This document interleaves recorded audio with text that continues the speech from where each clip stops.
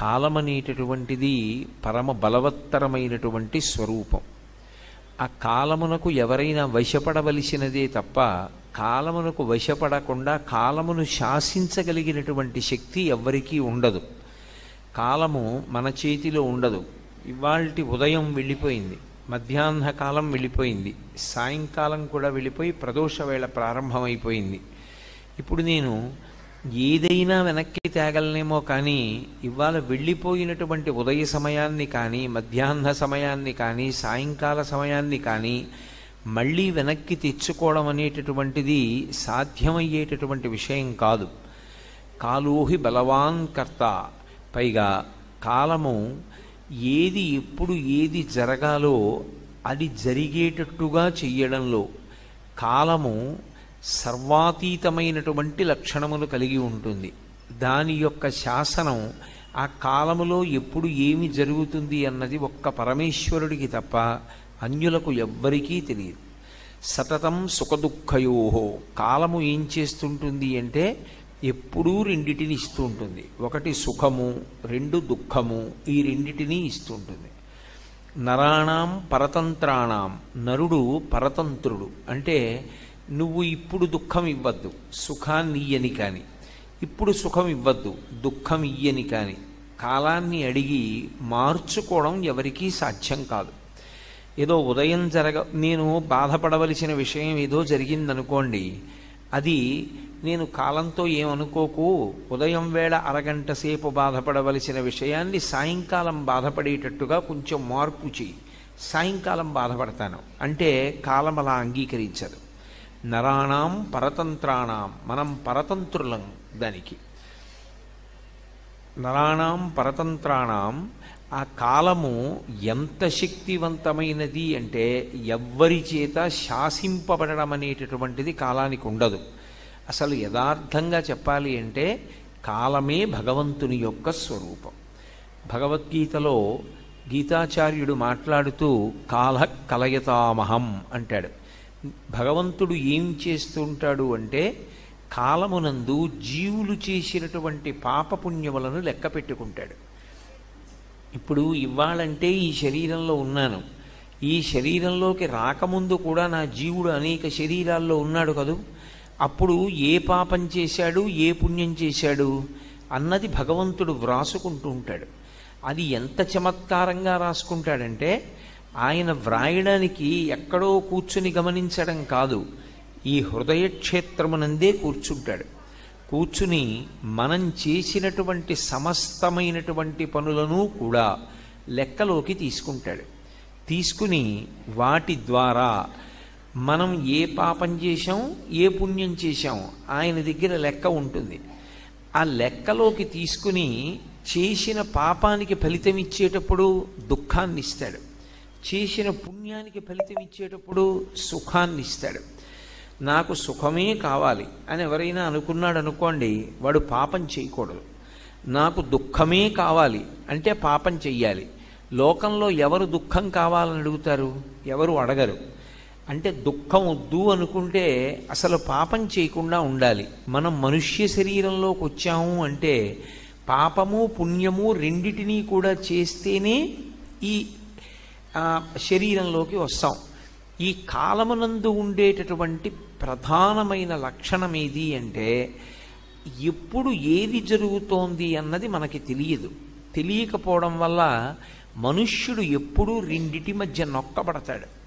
అన్నిటికన్నా కష్టమైనది ఏది అంటే ఒకవైపు నుంచే ఎవరైనా నొక్కారనుకోండి త్రోసివేయబడ్డాడు అంటారు. నేను అలా నిలబడ్డాను అనుకోండి, ఎవరో వచ్చి నన్ను నా వెనక వైపు వీపు మీద చెయ్యేసి తోశారనుకోండి, నేను ముందుకు పడిపోవడానికి అవకాశం ఉంటుంది. అలా కాకుండా నాకు ముందు భాగంలోనూ వెనక భాగంలోనూ కూడా పట్టుకుని నొక్కేశారనుకోండి, అప్పుడు ఊపిరి అందదు. ఊపిరి అందక మనిషి గిలగిల కొట్టుకుంటాడు. రెండిటి మధ్య మనిషి నలుగుడు పడితే ఎలా కొట్టుకుంటాడో అలాగే మనుష్యుడు ఎప్పుడూ కూడా రెండిటి మధ్య నలుగుతూ ఉంటాడు. పైకి మనకి కనపడదు కానీ అది వేదాంతమునందు ఎప్పుడూ రెండిటి మధ్య నలుగుతాడు. ఏది అంటే ఒకటి కాలము, రెండు భగవంతుడు. కాలమునకు భగవంతునికి మధ్యలో జీవుడు నలుగుతూ ఉంటాడు. ఎందువల్ల అంటే భగవంతుడు సర్వజ్ఞుడు, ఆయనకి అన్నీ తెలుసు. అన్నీ తెలుసు అంటే మనం గత జన్మలలో చేసినటువంటి పాపములు తెలుసు, గత జన్మలలో చేసినటువంటి పుణ్యములు తెలుసు. ఆయన ఈ పాపానికి ఫలితం వీడికి ఎప్పుడు ఇవ్వాలి ఆయన నిర్ణయం చేసుకుంటాడు.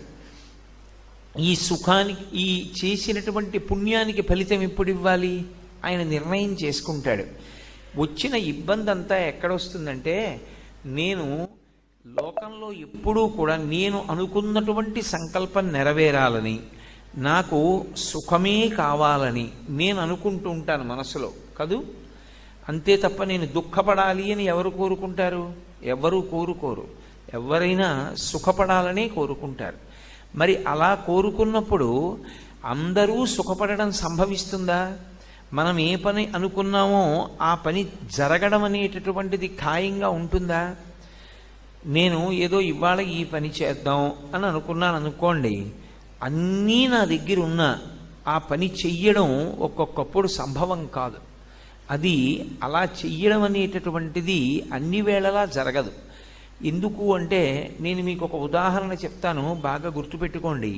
శ్రీరామాయణంలో దశరథ మహారాజు గారు పెద్ద కొడుకైనటువంటి రామచంద్రమూర్తిని పిలిచి, నీకు రేపు పట్టాభిషేకం చేస్తాను, రేపు ఉదయం నీకు పట్టాభిషేకం, రామ ఇవాళ పూజామందిరంలో నువ్వు ఉపవాసం చేసిరా అన్నారు. పూజామందిరంలో పడుకోవాలి భార్యతో కలిసి, పడుకుని ఉపవాసం చేసి రేపు ఉదయం రా అన్నారు. మరునాడు ఉదయం రాముడికి జరిగిందా పట్టాభిషేకం? జరగలేదు. పట్టాభిషేకం జరగకపోతే వదిలేయండి, పట్టాభిషేకానికి బదులుగా ఏం జరిగింది అంటే అరణ్యవాసం సంభవించింది. నారచీరలు కట్టుకోవలసినటువంటి పరిస్థితి వచ్చింది. రాముడు అన్నాడు, నిన్న రాత్రి నాకు రాజ్యం ఇస్తానన్నది ఎవరు? నాన్నగారు.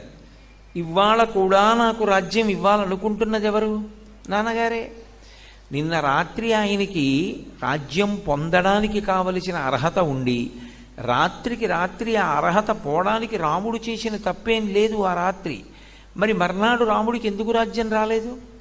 తండ్రి గారి మనసు మారిపోయి నేను ఇవ్వకూడదు అనుకోవడానికి దశరథుడి మనసు మారలేదు. నిజానికి దశరథుడికి మరునాడు కూడా రాముడికే యవ్వరాజ్య పట్టాభిషేకం చెయ్యాలనుంది, ముందు రోజు ఇవ్వాలనుంది. ఇవ్వవలసినవాడు తండ్రి, పుచ్చుకోవలసినవాడు కొడుకు. ఇవ్వడానికి దశరథుడు సుముఖంగా ఉన్నాడు, అన్ని సంబారాలు సిద్ధంగా ఉన్నాయి. యవ్వరాజ్య పట్టాభిషేకం చెయ్యడానికి వశిష్ఠాది మహర్షులందరూ సిద్ధంగా ఉన్నారు. కానీ యవ్వరాజ్య పట్టాభిషేకం జరగలేదు. ఎందుకు జరగలేదు అంటే, మనం ఒక సంకల్పం చేస్తాం, ఆ సంకల్పం జరగాలా జరగకూడదా అంటే భగవంతుడు ఒకడు ఉంటాడు, వాడు ఏ నిర్ణయం చేస్తాడో అది నెగ్గుతుంది తప్ప, నేనొక సంకల్పం చేశానని అది నెగ్గడం అనేటటువంటిది సాధ్యం కాదు. అదే రాముడు చెప్తూ రామాయణంలో ఒక మాట అంటాడు, అసంకల్పితమే వేహ యదకస్మాత్ ప్రవర్తతే నివర్త్యారంభమారబ్ధం అనుదైవస్య కర్మతత్ అంటాడు. మనం ఒక సంకల్పం చేశాము అని ఆ సంకల్పం యథాతథంగా జరగాలనేం లేదు. భగవంతుని యొక్క సంకల్పం ఎలా ఉంటుందో, ఆయన అనుగ్రహం ఎలా ఉంటుందో దాన్ని బట్టి మనుష్యుడు చేసినటువంటి సంకల్పము పూర్ణమవుతుంది, అది పూర్తవుతుంది. నేను 5 రోజులు వచ్చి ఉపన్యాసాలు చెప్పాలి అని సంకల్పం చేశాననుకోండి, దానికి భగవంతుని యొక్క అనుగ్రహం కూడా తోడైతే అప్పుడు నేను 5 రోజులు ఉపన్యాసాలు పూర్తి చేస్తాను. అంతేకాని ఈశ్వరుడు యొక్క కృప కలిసి రాలేదనుకోండి, అప్పుడు 5 రోజులు ఇక్కడికి వచ్చి ఉపన్యాసం చెప్పడం జరగకపోవచ్చు. కాబట్టి నా సంకల్పానికి ఈశ్వరుని యొక్క అనుగ్రహము తోడు కావాలి. ఈశ్వరానుగ్రహం ఉంటే తప్ప ఎలాగో జరగదు కదండి. ఇంకా మేము సంకల్పం చేయడం ఎందుకు, మేమేమీ సంకల్పం చెయ్యం, ఈశ్వరుడు ఎలా జరగాలని రాసి పెడితే అలా జరుగుతుంది అని ఊరుకోవచ్చా? అలా ఊరుకోకూడదు. పురుష ప్రయత్నం అని ఉంటుంది. మనం చెయ్యవలసినటువంటి మంచి పనికి సంబంధించినటువంటి ఆలోచనలు మనం చేస్తూ భగవంతుని యొక్క అనుగ్రహం కూడా దానికి కలిసి రావాలి అని కోరుకుంటూ ఉండాలి. సీతమ్మ రామాయణంలో రామచంద్రమూర్తి నుండి విడివడి రావణాసురుని చేత అపహరింపబడి అశోకవనంలో ఉన్నప్పుడు స్వామి హనుమ శింశుపా వృక్షం మీద కూర్చుని సీతమ్మని చూశారు. చాలా కాలమైంది, అప్పటికి కొన్ని నెలలైపోయింది రామచంద్రమూర్తి నుండి ఎడబాటు పొంది. ఆవిడికి తెలుసు రాముడు సీతమ్మ కనపడకపోతే ఉండలేడు, ఆయనకి అంతటి ప్రేమ భార్య అంటే. ఆవిడ ఒక ప్రశ్న అడిగింది హనుమని. అది పరమాద్భుతమైనటువంటి ప్రశ్న, లోకానికి అంతటికీ కావలసినటువంటి ప్రశ్న ఒకటి అడిగింది. ఆవిడంది, కచ్చిదాశాస్తి దేవానాం ప్రసాదం పార్థివాత్మజ కశ్చిత్ పురుషకారంచ దైవంచ ప్రతిపద్యతే అంది. రాముడు నేను కనపడలేదు, సీతమ్మనెవరో ఎత్తుకుపోయారు అని బెంగ పెట్టుకుని అసలు చెయ్యవలసినటువంటి పనులు చేస్తున్నాడా, చెయ్యవలసిన పనులు మానేశాడా? మిత్రులను, కొత్త మిత్రులను చేర్చుకుంటున్నాడా? ఉన్న మిత్రత్వాన్ని నిలబెట్టుకుంటున్నాడా? బలపౌరుషాలు ప్రదర్శించడానికి, రావణాసురుణ్ణి సంహరించడానికి కావలసినటువంటి ఆలోచన చేస్తున్నాడా? భగవంతుడు ఒకడున్నాడు, వాడి అనుగ్రహం కలిసి రావాలని తాను సంకల్పం చేసి సంకల్పాన్ని ఈశ్వరుడు అనుగ్రహించాలని ప్రార్థన చేస్తున్నాడా? తానొకడు అనుకుంటే అవదుగా, పట్టాభిషేకం జరగలేదుగా, రావణ సంహారం కూడా తానొక్కడు అనుకుంటే అవదుగా, ఈశ్వరానుగ్రహం కలిసి రావాలిగా. కాబట్టి కచ్చిదా శాస్తి దేవానాం ప్రసాదం పార్థివాత్మజ, తానొక సంకల్పం చేసి అది కలిసి రావాలని ఈశ్వరుణ్ణి ప్రార్థన చేస్తున్నాడా? లేకపోతే ఏమీ చేయకుండా సీతమ్మ కనపడలేదని బెంగ పెట్టుకుని కాళ్ళు జాపు కూర్చున్నాడా? ఏం చేస్తున్నాడు రాముడని అడిగింది ఆవిడ. అంటే సీతమ్మ తల్లి వేసినటువంటి ప్రశ్నలో మనుష్య జాతికంతటికీ ఒక సందేశం ఉంది. మనం శుభ సంకల్పములను చెయ్యాలి. ఇప్పుడు చేసేటటువంటి ఆలోచనలు మంచి ఆలోచనలు చెయ్యాలి. ఆ పైన పరమేశ్వరుని యొక్క అనుగ్రహము దానికి కలిసి రావాలి అని కోరుకుంటూ ఉండాలి తప్ప నేను అనుకున్నాను కాబట్టి అయి తీరుతుంది, అది అహంకారం. నేను ఒక సంకల్పం చేసి ఈశ్వరుణ్ణి ప్రార్థన చెయ్యాలి. యానాల్లో ఒక 5 రోజులు ఉపన్యాసాలు చెప్తాను అని మాటిచ్చాను అనుకోండి, నేను మాటిచ్చాను కాబట్టి నేను వెళ్ళి చెప్పేస్తాను అనకూడదు. ప్రతిరోజు నేను ఉదయం ఈశ్వరుణ్ణి ప్రార్థన చెయ్యాలి. ఈశ్వరా, నేను ఇవాళ సాయంకాలం కూడా వస్తానన్నాను, 5 రోజులు వస్తానన్నాను. ఈశ్వరా, నేను ఇవాళ సాయంకాలం అక్కడికి వెళ్ళి ఏదైనా భగవద్ విషయం గురించి మాట్లాడడానికి నాకు శక్తిని ప్రసాదించండి అని ఆయనతో చెప్పుకుని ఆయన యొక్క అనుమతి కోరి ఆయనని ప్రార్థన చెయ్యాలి. అప్పుడు ఈశ్వరుడు శుభం భూయాత్ వెళ్ళిరా అన్నాడు అనుకోండి, ఆ కార్యం జరుగుతుంది. అలా ఈశ్వరుని యొక్క అనుగ్రహం లేదనుకోండి, ఆ కార్యం నడవదు. అందుకే పురుష ప్రయత్నం ఉండాలి. పురుష ప్రయత్నమునకు తోడుగా ఈశ్వరుడి యొక్క అనుగ్రహం ఉండాలి. అయితే మనుష్యుని జీవితంలో ఉండేటటువంటి పెద్ద సమస్య ఎక్కడుంటుందంటే, మనుష్యుడు కాలమునకు ఈశ్వరునకు మధ్య నొక్కబడుతూ ఉంటాడు. ఈ మాట జాగ్రత్తగా అర్థం చేసుకోవాలి.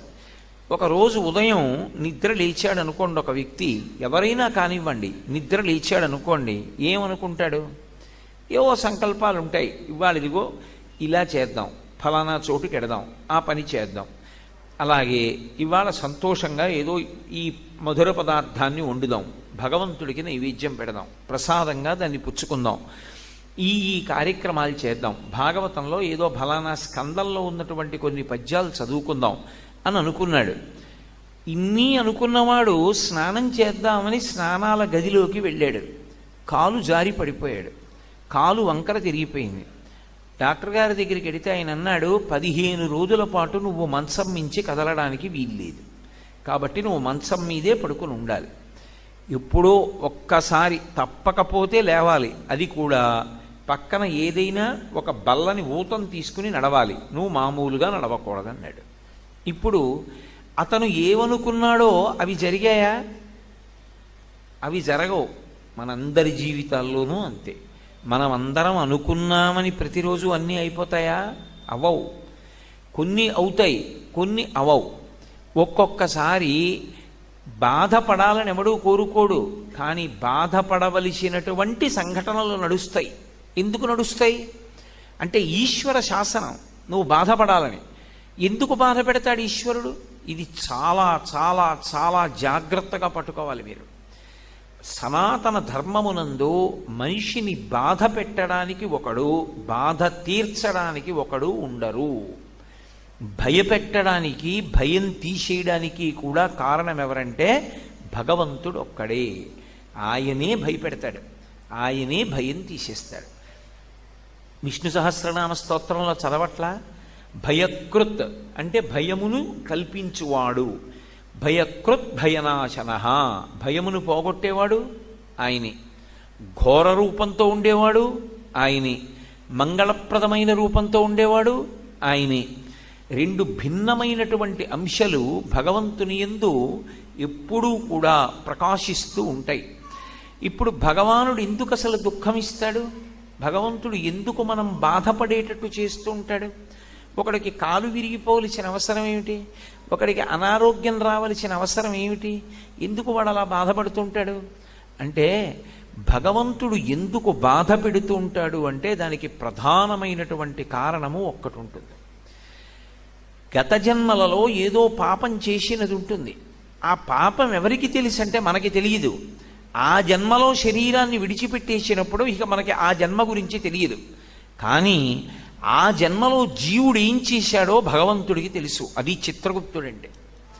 ఆయన వ్రాసి పెట్టుకుంటాడు, దాన్ని అనుభవంలోకి తీసుకొస్తాడు. చేసిన పాపం కష్టం రూపంలో పోవాలి. వీడు కూడా బాధపడ్డాడు అనుకోండి, ఆ బాధ రూపంలో చేసిన పాపం పోతుంది. ఎప్పుడో ఎవరినో అనరాని మాట ఏదో అన్నాడు, వాళ్ళు చాలా బాధపడ్డారు 2 గంటలు. వాళ్ళు బాధపడ్డారు కదూ, ఆ బాధపడినట్టే ఇప్పుడు కూడా నిన్ను ఎవరో ఒకళ్ళు ఏదో అనరాని మాట అంటారు, నువ్వు 2 గంటలు బాధపడతావు.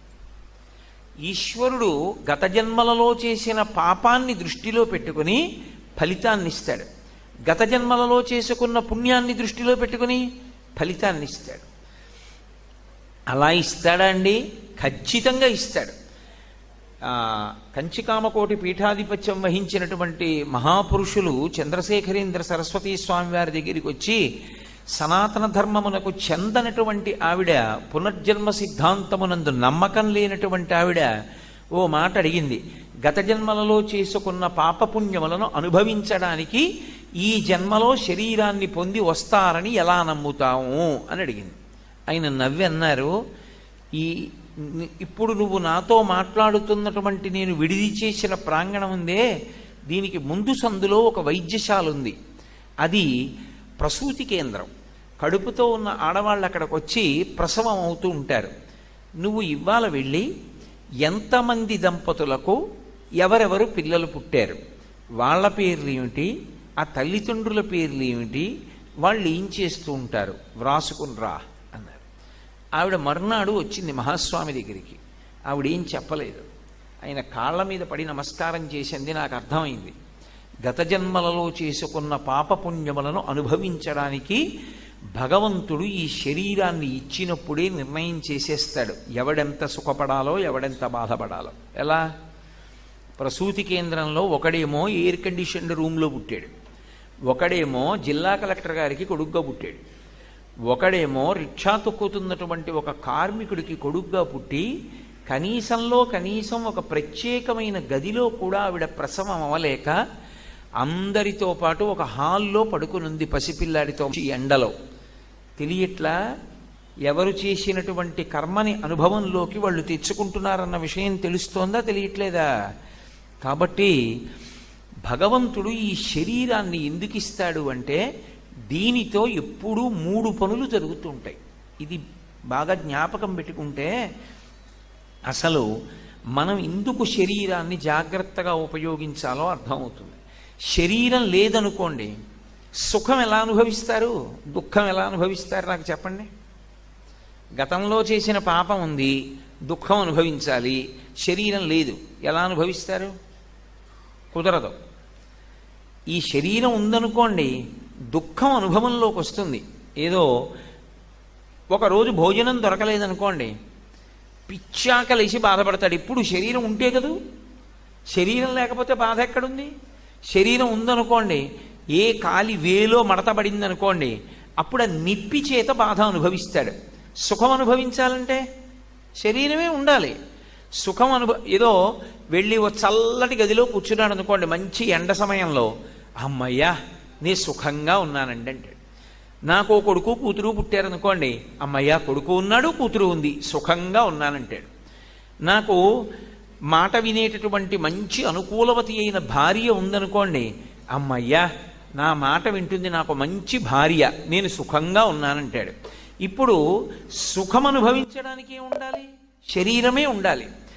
పాపము యొక్క ఫలితమైన దుఃఖం పోగొట్టుకోవాలన్నా శరీరం ఉండాలి. పుణ్యం చేసినప్పుడు దాని ఫలితంగా సుఖం అనుభవించాలన్నా శరీరం ఉండాలి. పాపపుణ్యములు దేనివల్ల పోతాయి? శరీరంతో సుఖ దుఃఖములను అనుభవించడం చేత పోతాయి. మూడవది, నువ్వు తర్వాత జన్మలకి కావలసిన వంట దేంతో వండుకోవాలంటే దీంతోనే వండుకోవాలి.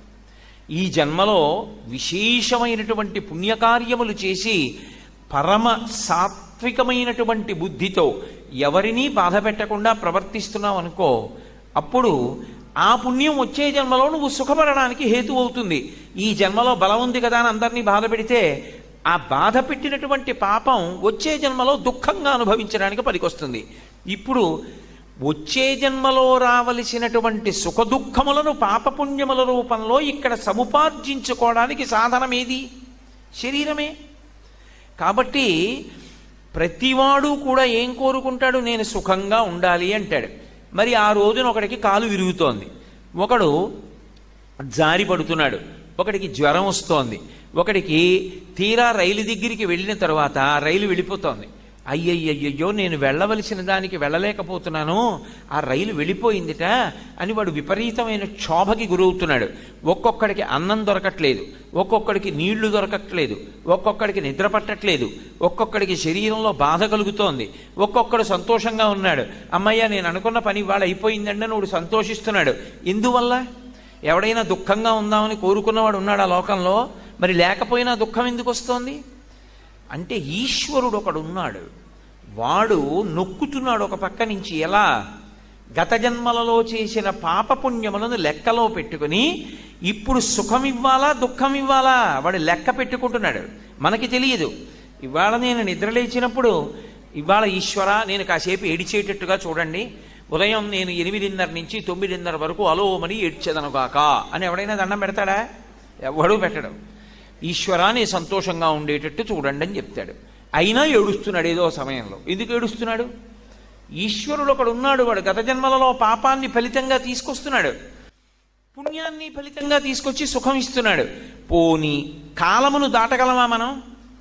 అది ఈశ్వరుడు ఏదో ఉదయం 8 గంటలకి ఇచ్చాడు అనుకోండి, అయ్యయ్యో ఇప్పుడు 8 గంటలకి నేను ఈ కష్టం అనుభవించాలంటే చాలా కష్టం అండి, నాకు చాలా ముఖ్యమైన పని ఉంది, అనుభవిస్తాను, నేను కాదంటలేదు. కానీ 8 నుంచి 8:30 వరకు అనుభవించవలసినటువంటి దుఃఖాన్ని సాయంకాలం 4 నుంచి 4:30 వరకు ఇవ్వండి అని అడిగామనుకోండి, కాలం ఒప్పుకుంటుందా? ఒప్పుకోదు. కాలమునందు మాత్రమే అనుభవించాలి. ఏ సమయంలో వస్తుంది ఆ దుఃఖం, ఏ సమయంలో వస్తుంది సుఖం నువ్వు చెప్పలేవు. ఒక పక్క నుంచి కాలం నొక్కుతుంది, ఒక పక్క నుంచి భగవంతుడు నొక్కుతాడు. ఈ రెండిటికి మధ్య ఎందుకు నొక్కుడు పడుతున్నావు? గత జన్మలలో చేసిన పాపపుణ్యాలు పోనవు మనకి తెలుసా? ఏమండి నేను గత జన్మలో పాపం చేశాను, ఆ పాపం ఇవాళ బహుశా అనుభవంలోకి వచ్చే అవకాశం ఉంటుందంటే నీకేమైనా తెలుసా? అది తెలియదు. మరి ఇప్పుడు ఏం చెయ్యాలని అడిగారు. అందుకే ప్రార్థనతో ప్రారంభం అవ్వాలి.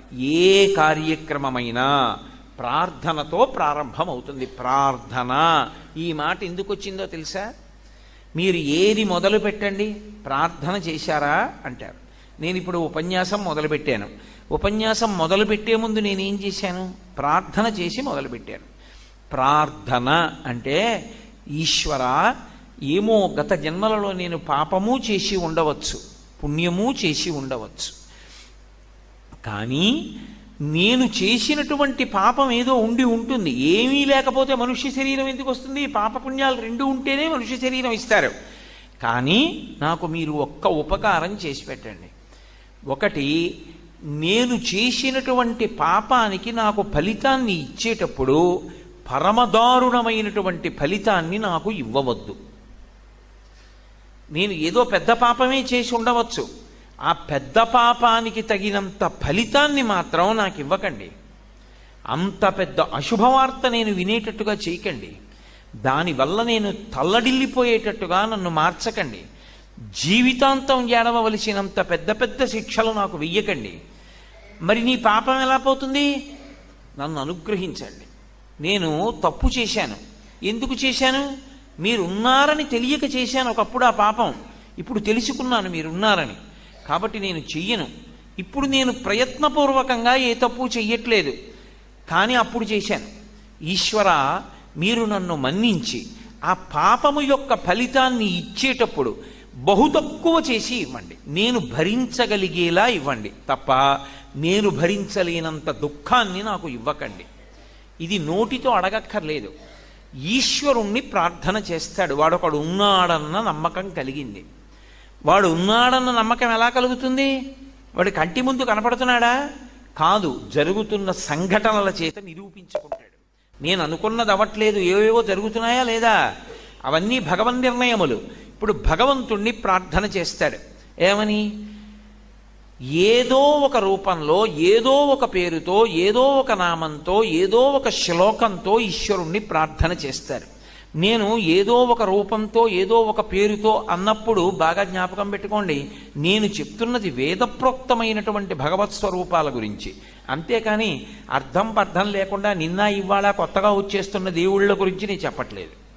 నేను సనాతనమై వేదకాలము నుండి ఉండి వేదమునందు లఘుగాయత్రి చెప్పబడినటువంటి స్వరూపములు ఏ ఉన్నాయో, ఋషులు ఎవరిని కీర్తించారో అటువంటి భగవంతుని యొక్క రూపముల గురించి నేను మాట్లాడుతున్నాను. అటువంటి రూపం గురించి ప్రార్థనతో జీవితం ప్రారంభమవుతుంది. అంటే నిద్ర లేస్తూనే తెలివొచ్చింది అని గుర్తేమిటి? మనసు నిద్ర లేస్తుంది ముందు. నిద్ర లేచిన తర్వాత ఇంద్రియములు కూడా లేస్తాయి. ఇంద్రియములు లేచే ముందు మొట్టమొదట ఏ ఇంద్రియం మేల్కొంటుంది? ఏ ఇంద్రియం పనిచేయడం మొదలు పెడుతుంది? మొదట పనిచేసేటటువంటి ఇంద్రియం కన్ను. మనసు తెలివి తెచ్చుకుందనుకోండి, బయటికి వచ్చిందనుకోండి, ఆత్మలోంచి, సుషుప్తిలోంచి, స్వప్నావస్థలోంచి బయటికి వచ్చి జాగృతిలోకి వస్తే తెలివొచ్చింది అంటాడు. తెలివొచ్చింది అనుకోగానే మొట్టమొదట ఎవరు చూస్తారు? కన్ను చూస్తుంది. అది నాయక నయన. ఆ కన్ను చూసే ముందు నియంత్రించాలి. అది ప్రార్థన అంటే. మనసు ఆజ్ఞని జారీ చెయ్యాలి. ఓ కనురెప్ప, నీ ఇష్టం వచ్చినట్లు తెరుచుకోవద్దు. నేను నా ఇంట్లో పడుకున్నాను అనుకోండి, నా ఇంట్లో గది ఎలా ఉంటుంది, నేను పడుకునే మంచం ఎలా ఉంటుంది, నేను పడుకున్నప్పుడు తల ఇలా తిప్పుంటే ఒకవేళ కళ్ళు విప్పితే ఇటు గోడ మీద ఏముండుంటుంది, నేను ఇటు తిప్పి తల తిప్పి విప్పితే కళ్ళు ఇక్కడే ఉంటుంది, నాకు తెలుస్తుంది కదా. కులదైవం ఉంటారు. ఎప్పుడూ జ్ఞాపకం పెట్టుకోండి, కులదైవము పత్నీ సహితముగా ఉంటారు. పార్వతీ పరమేశ్వరులు, లక్ష్మీనారాయణులు, సీతారాములు, అలా పత్నీ సహితమై ఉంటాడు ఈశ్వరుడు. అంటే ప్రసన్నమూర్తి అని గుర్తు. ఎదురుగుండా ఏ లక్ష్మీనారాయణులో పార్వతీ పరమేశ్వరులో ఒక మూల పెట్టి ఉంటారు. గోడకి ఒక ఫోటో అనుకోండి. ఫోటో అనడం నాకు ఇష్టం ఉండదు, స్వామి అక్కడ ఉన్నారు. నిద్ర తెలివి రాగానే మొట్టమొదట ఆజ్ఞని మనసు విడిచిపెట్టాలి. ఏమని? నువ్వు నీ ఇష్టం వచ్చినట్టు కన్ను విప్పవద్దు, తల ఇటు తిప్పు. అప్పుడు తలని ఇలా తిప్పుతుంది శరీరం. తిప్పిన తర్వాత ఇప్పుడు కనురెప్పలు విప్పు. ఎదురుగుండా నువ్వు పెట్టుకున్నటువంటి భగవన్మూర్తి కనపడుతోందా? ఇలా కనురెప్పలు విప్పగానే కొంచెం మసకమసగ్గా ఉండి తర్వాత కనపడుతుంది. కనపడిందా?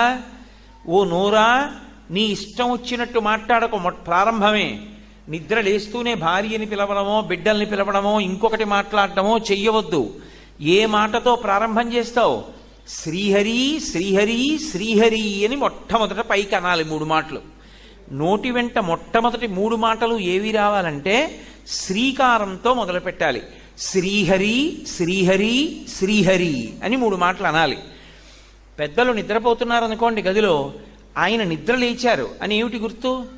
3 మాటలు శ్రీహరి శ్రీహరి శ్రీహరి అని వినపడుతుంది. వినపడిందంటే ఆయన లేచారని గుర్తు. ఇప్పుడు నువ్వు నిద్ర లేస్తూనే మొదటి ప్రార్థన ఒకటి ఉంటుంది. ఏమిటా ప్రార్థన? నువ్వు తిన్నగా భూమి మీద కాలు పెట్టకూడదు. ఎందుకని? సముద్రవసనే దేవి పర్వతస్థన మండలే విష్ణుపత్ని నమస్తుభ్యం పాదాహతిం క్షమస్వమే. ఓ తల్లి, నువ్వు శ్రీ మహావిష్ణువు యొక్క ఇల్లాలివి. శ్రీ మహావిష్ణువుకి ఒక పక్క లక్ష్మీదేవి ఉంటుంది, ఒక పక్క భూదేవి ఉంటుంది. ఇద్దరు ఆయన యొక్క భార్యలు. అంటే దాని అర్థం నిజంగా ఆయన ఇద్దరు భార్యలతో ఉంటాడు అని కాదు. భూమి కానీ భూమిలోంచి వచ్చే ఐశ్వర్యం కానీ ఆయన అనుగ్రహం వల్లే వస్తుంది. అది భార్యలంటే. ఆయన శాసనం లేకుండా ఆ రెండు ఎవరిని అనుగ్రహించవు. ఓ భూమి, నువ్వు విష్ణువు యొక్క భార్యవి. విష్ణువెవరు? మా తండ్రి. కాబట్టి నువ్వెవరు? మా అమ్మవి. అమ్మ మీద కాలు పెట్టి తన్ని దిగచ్చా? దిగకూడదు. కానీ అమ్మా, నాకు పుట్టినప్పటి నుంచి ఓ దుష్ట లక్షణం ఉంది. నేను పుట్టినప్పుడు మా అమ్మ నన్ను ఒళ్ళో పడుకోబెట్టుకొని స్తన్యమిచ్చి పాలిచ్చింది. నేను కాలు పైకెత్తి ఎక్కడి నుంచి మా అమ్మ పాలిస్తోందో, ఏ గుండెల్లో పెట్టుకుని నన్ను పెంచిందో, ఏ గుండెల మీద అమ్మ మంగళసూత్రం వేలాడుతుంటుందో అక్కడికి కాలెత్తి తన్నాను నా పాదం పెట్టి. అమ్మేం చేసింది? అయ్యో పసిపిల్లవాడు, వాడికి ఏం తెలియదు పాపమని నా కాలు ముద్దు పెట్టుకుని కిందకి పెట్టింది తప్ప, ఒరే పాలిస్తే గుండెల మీద తంతావా అని కాలు విరిచేయలేదు. ఆనాడు అజ్ఞానంతో తన్నాను. ఇవాళ పెద్దవాణ్ణి అయ్యాను, తెలుసు. ఓ భూకాంత, ఓ తల్లి, నువ్వు నాకు అమ్మవని తెలుసు, విష్ణువు యొక్క పత్నివని. కానీ కాలు పెట్టకుండా ఉండగలుగుతున్నానా? లేదు. కాళ్ళు పెట్టకపోతే నా బతుకేది? నీ మీదే తంతు నడవాలి. ఇల్లు కట్టుకుంటే నీ గుండెల మీద నేను నాగలి పెట్టి పారాడించాలి, లేదా గుణపం పెట్టి గొయ్యి తవ్వాలి. నాకు అన్నం కావాలంటే, పంట పండాలంటే నాగలి పెట్టి భూమితో రాపాడించాలి. ఆఖరికి నేను మలమూత్రములు విసర్జించాలంటే ఆవిడ ముఖం మీద విసర్జించాలి. అమ్మా, నేను ఇన్ని తప్పులు చేస్తున్నాను, కానీ నా బ్రతుకు లేదమ్మా నడవకపోతే. నా బ్రతుకు లేదు ఇలా చేయకపోతే.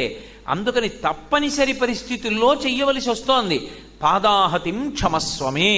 అమ్మా, నా కాలు తగులుతున్నందుకు నన్ను మన్నించెదవుగాక. అందుకని మొట్టమొదట కుడిపాదం భూమి మీద పెడుతూనే భూదేవికి నమస్కరించి ఒక్క క్షణమే రెండు కాళ్ల మీద నిలబడి వెంటనే నేల మీద పడిపోవాలి. ప్రణిపాతం అంటారు. నమస్కారం అప్పుడు సాష్టాంగం ఉండదు. ఒక బంగారు బెత్తం పడిపోతే ఎలా పడిపోతుందో అలా నేల మీద పడి రెండు చేతులు చాపి నుదుటిని భూమికి తాటించాలి. తాటిస్తూనే మొట్టమొదట ఎవరిని చూడాలి అంటే, గురువుగారు వచ్చి ఎదురుగుండా నిలబడినట్లు గురువుగారి రెండు పాదములు స్మరించాలి. స్మరించి, హే భగవన్, మీరు నాకు గురువులు, నా జీవితం మీరిచ్చినటువంటి భిక్ష. ఇవాళ నా జీవితం సక్రమ మార్గంలో ధార్మికంగా క్షేమప్రదంగా నడిచేటట్టు నన్ను అనుగ్రహించండి అని గురువుకి నమస్కరించి అప్పుడు లేచి నిలబడి తాను మొట్టమొదట బయలుదేరి వెడుతూనే పూజామందిరం దగ్గరికి వెళ్ళాలి. తలుపు తీయకూడదు. పూజామందిరం దగ్గరికి వెళ్ళి నమస్కారం చెయ్యాలి. ఎందుకని? కృతజ్ఞత. వాడు రాత్రి నిద్ర పట్టించినవాడు, వాడు తిన్నది జీర్ణమయ్యేట్టు చేసినవాడు, వాడు పడుకున్న వాళ్ళందరూ లేచి ఇంట్లో క్షేమంగా ఉండేట్టు చేసినవాడు, వాడు రాత్రి నీ ఇంట్లో ఉన్న వస్తువులన్నీ ఉండేటట్టు చేసినవాడు, నువ్వు నిద్రపోతుంటే ఏ ప్రమాదం జరగకుండా చూసినవాడు వాడు. అందుకని వాడు అక్కడుండి పరిపాలన చేస్తున్నాడు, నువ్వు నిద్రపోతుంటే వాడు నిద్రపోకుండా. అందుకని తలుపు తీయకుండా నిలబడి అక్కడ ఒక్క నమస్కారం చెయ్యాలి. కృతజ్ఞతాంజలి అంటారు. కృతజ్ఞత చెప్పి తరువాతి కార్యక్రమంలోకి వెళ్ళాలి. కాబట్టి ప్రార్థనతో ప్రారంభం. ఏది చెయ్యండి? ప్రార్థన. ఒక రోజు నడిచేటప్పుడు దేనితో ప్రారంభం చెయ్యాలి అంటే ప్రార్థనతో. పూజామందిరంలోకి వెళ్ళాడనుకోండి, భగవంతుణ్ణి ప్రార్థన చేస్తాడు. ప్రార్థన అన్న మాటకి అర్థం ఏమిటంటే, హే భగవన్, నేను ఏదో పొరపాట్లు చేసి ఉండవచ్చు కిందటి జన్మలో, నేను ఏదో పాపం చేశాను, చెయ్యలేదని నేను అంటలేదు. కానీ మీరు నాకు ఆ పాపము యొక్క ఫలితాన్ని ఇచ్చేటప్పుడు దానివల్ల నేను బెంగ పెట్టేసుకుని అసలు నన్ను నేను నిభాయించుకోలేనంత పెద్ద కష్టాన్ని ఇవ్వవద్దు. నాకు ఇచ్చేటప్పుడు నేను తట్టుకునేటట్టుగా నాకు ఇవ్వండి. ఇస్తాడా? అలా ఇవ్వచ్చా ఈశ్వరుడు? ఇవ్వగలడు. ఎందుచేత అంటే ఆయన సర్వస్వతంత్రుడు. ఆయనని అడగగలిగిన వాళ్ళు ఎవరూ లేరు. అందుకే ఆయనకి ఈశ్వర అని పేరు. ఆయన ఆజ్ఞని కాదనగలిగిన వాడు కానీ, ఆయన చేసిన పనిని ప్రశ్నించగలిగిన వాడు కానీ లోకంలో ఉండడు. ఆయన ఏం చేస్తాడు? అరే వీడు ఒకప్పుడు తెలియక తప్పు చేశాడు, ఇప్పుడు నేను ఉన్నానని తెలుసుకున్నాడు, నేను తప్పులు చెయ్యను అని నిర్ణయం చేసుకున్నాడు, నాకు పాపం వద్దు పుణ్యమే కావాలని వెంపర్లాడుతున్నాడు. ఇటువంటి వాడు ఇంత తాపత్రయపడి ప్రార్థన చేశాడు. కాబట్టి నేనేం చెయ్యాలి? వీడికి పెద్ద భయంకరమైనటువంటి కష్టానికి బదులుగా వీడికి చిన్న కష్టంతో తీసేస్తాను. ఇప్పుడు భగవంతుడు ఏం చెయ్యగలడు? ఒకడు ఆ రోజున వాహనం చేత గుద్దుకోబడి నేల మీద పడి నిత్తురు కక్కి ఎక్కడో వైద్యశాలకెళ్ళి ఏ 30 రోజులో 40 రోజులో వైద్యశాలలో ఉండి వాడు ఇంటికి వస్తే వస్తాడు, లేకపోతే లేదు. అది ఈశ్వర శాసనం. కానీ వాడు ప్రార్థన చేశాడు, ఈశ్వరా నాది తప్పు, నన్ను మన్నించండి అని అడిగాడు. ఒక్కొక్కచో ప్రకటనంగా అడుగుతారు, ఈశ్వరా నాది తప్పైపోయింది, అజ్ఞానినా మయా దోషాన్ అశేషాన్ విహితాన్ హరే క్షమస్వత్వం క్షమస్వత్వం శేషశైల శిఖామణి. అడుగుతున్నావా లేదా? ఎన్ని తప్పులు చేశాను? అశేషాన్, లెక్కలేదు, చెప్పలేను ఎన్ని తప్పులో. విహితాన్ హరేహే, నే చేసిన ఉన్నాయి. మీరేం చేస్తారు? క్షమస్వత్వం క్షమస్వత్వం శేషశైల శిఖామణి. త్రికరణ శుద్ధిగా అడగాలి. ఇప్పుడు ప్రార్థన చేశాడనుకోండి, ఈశ్వరుడు ఏం చేస్తాడు? నమశివాభ్యాం అశుభాపహాభ్యాం. ఆయన శివుడై అశుభములు భయంకరమైనటువంటి రూపంతో వచ్చి మీద పడిపోకుండా వాటిని తగ్గిస్తాడు. ఇప్పుడు ఎవడో నేల మీద పడిపోవాలి, నిద్ర కక్కుకోవాలి, వాడిని ఏం చేస్తాడు? వాహనం మించి కింద పడతాడు, ఏ కాలో చెక్కుకుంటుంది, కొద్దిగా రక్తం వస్తుంది, తీసుకెళ్లారు వైద్యశాలకి, ఓ కట్టు కట్టి ఓ ఇంజక్షన్ చేసి ఇంటికి పంపించేశారు. వాడు పడ్డాడా? పడ్డాడు. నెత్తురు కారిందా? కారింది. వైద్యశాలకు వెళ్ళాడా? వెళ్ళాడు. వైద్యుడు చూశాడా? చూశాడు. కట్టు కట్టారా? కట్టారు. వాడికి మందు ఇచ్చారా? ఇచ్చారు. వాడికి ఏమైనా ప్రమాదం జరిగిందా? ఏమీ లేదు. వాడు ఎప్పుడూ చేసుకునే పనులన్నీ చేసుకుంటున్నాడు. ఓ చిన్న కట్టు ఉంది, ఓ 4 రోజులు ఔషధాన్ని సేవించాడు. అసలెంత ప్రమాదం జరగాలి?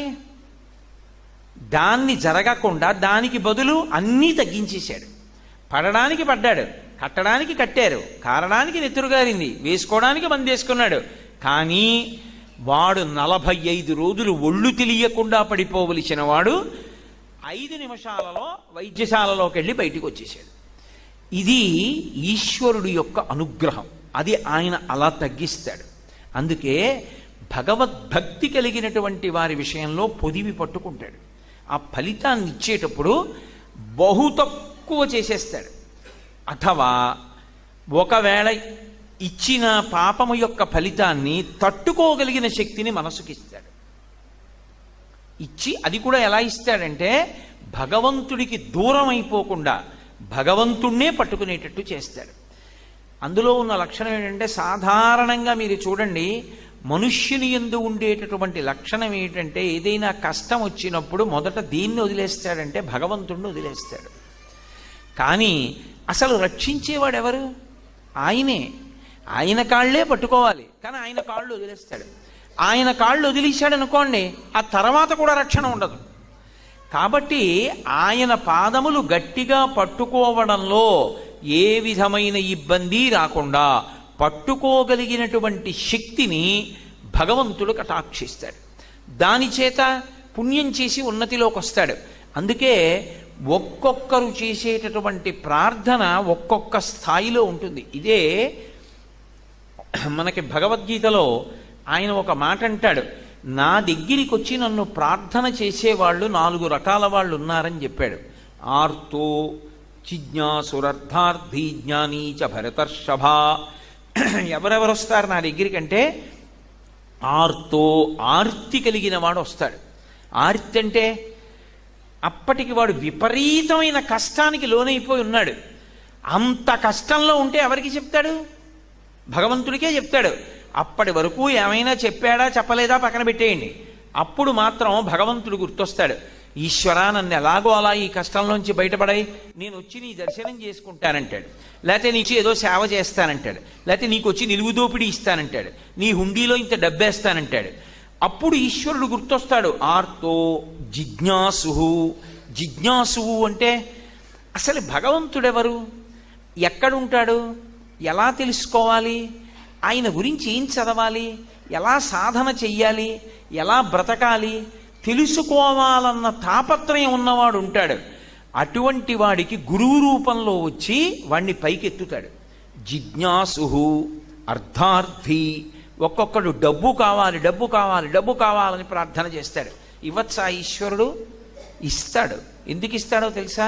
నిన్న నేను చెప్పిన మాట మీరు మర్చిపోకూడదు. పుణ్యము ఇష్టాపూర్తములుగా ఉంటుంది. 10 మందికి పనికొచ్చే పనులు చెయ్యాలని కోరుకునేవాడు ఉంటాడు. నాకు ఆ పరిచయం ఉన్నవాళ్ళు ధనవంతులు కొంతమంది ఉన్నారు. వాళ్ళందరూ ధనం కావాలని ఎందుకు కోరుకుంటారంటే 10 మందికి పనికొచ్చే పనులు చేయడానికి కోరుకుంటుంటారు తప్ప వాళ్ళు అనుభవించడానికి, వాళ్ళు భోగాలు అనుభవించడానికి కోరుకోరు. 10 మందిని సుఖపెట్టడానికి కావలసిన పనుల కోసం మాకు డబ్బు కావాలని కోరుకుంటున్నటువంటి భక్తులు, ధనవంతులు నాకు పరిచయంలో ఉన్నవాళ్ళు ఉన్నారు. దాంతో వాళ్ళేం అనుభవించట్లా, వాళ్ళు సమాజానికి ఖర్చు పెడుతున్నారు. కాబట్టి నాకు ఈ డబ్బు వస్తే గుడి కడతా, నాకు ఈ డబ్బు వస్తే గోశాల కడతా, నాకు ఈ డబ్బు వస్తే గోశాలలో ఉన్న గోవులు తినడానికి, పచ్చిగడ్డి పెంచడానికి ఓ 3 ఎకరాలు పొలం కొంట. ఇప్పుడు ఆయనకి ఎందుకు డబ్బు? భక్తితో పుణ్యం చేయడానికి. ఇప్పుడు అర్థార్థి ఎవరిని అడగాలి? భగవంతుణ్ణి అడుగుతాడు. జ్ఞానీచ, జ్ఞానము కలిగిన వాడు కూడా, అంతటా భగవంతుడు తప్ప ఇంకొకటి లేదని తెలుసుకున్నవాడు కూడా ఎవరిని అడుగుతాడు? భగవంతుణ్ణే పూజ చేస్తాడు.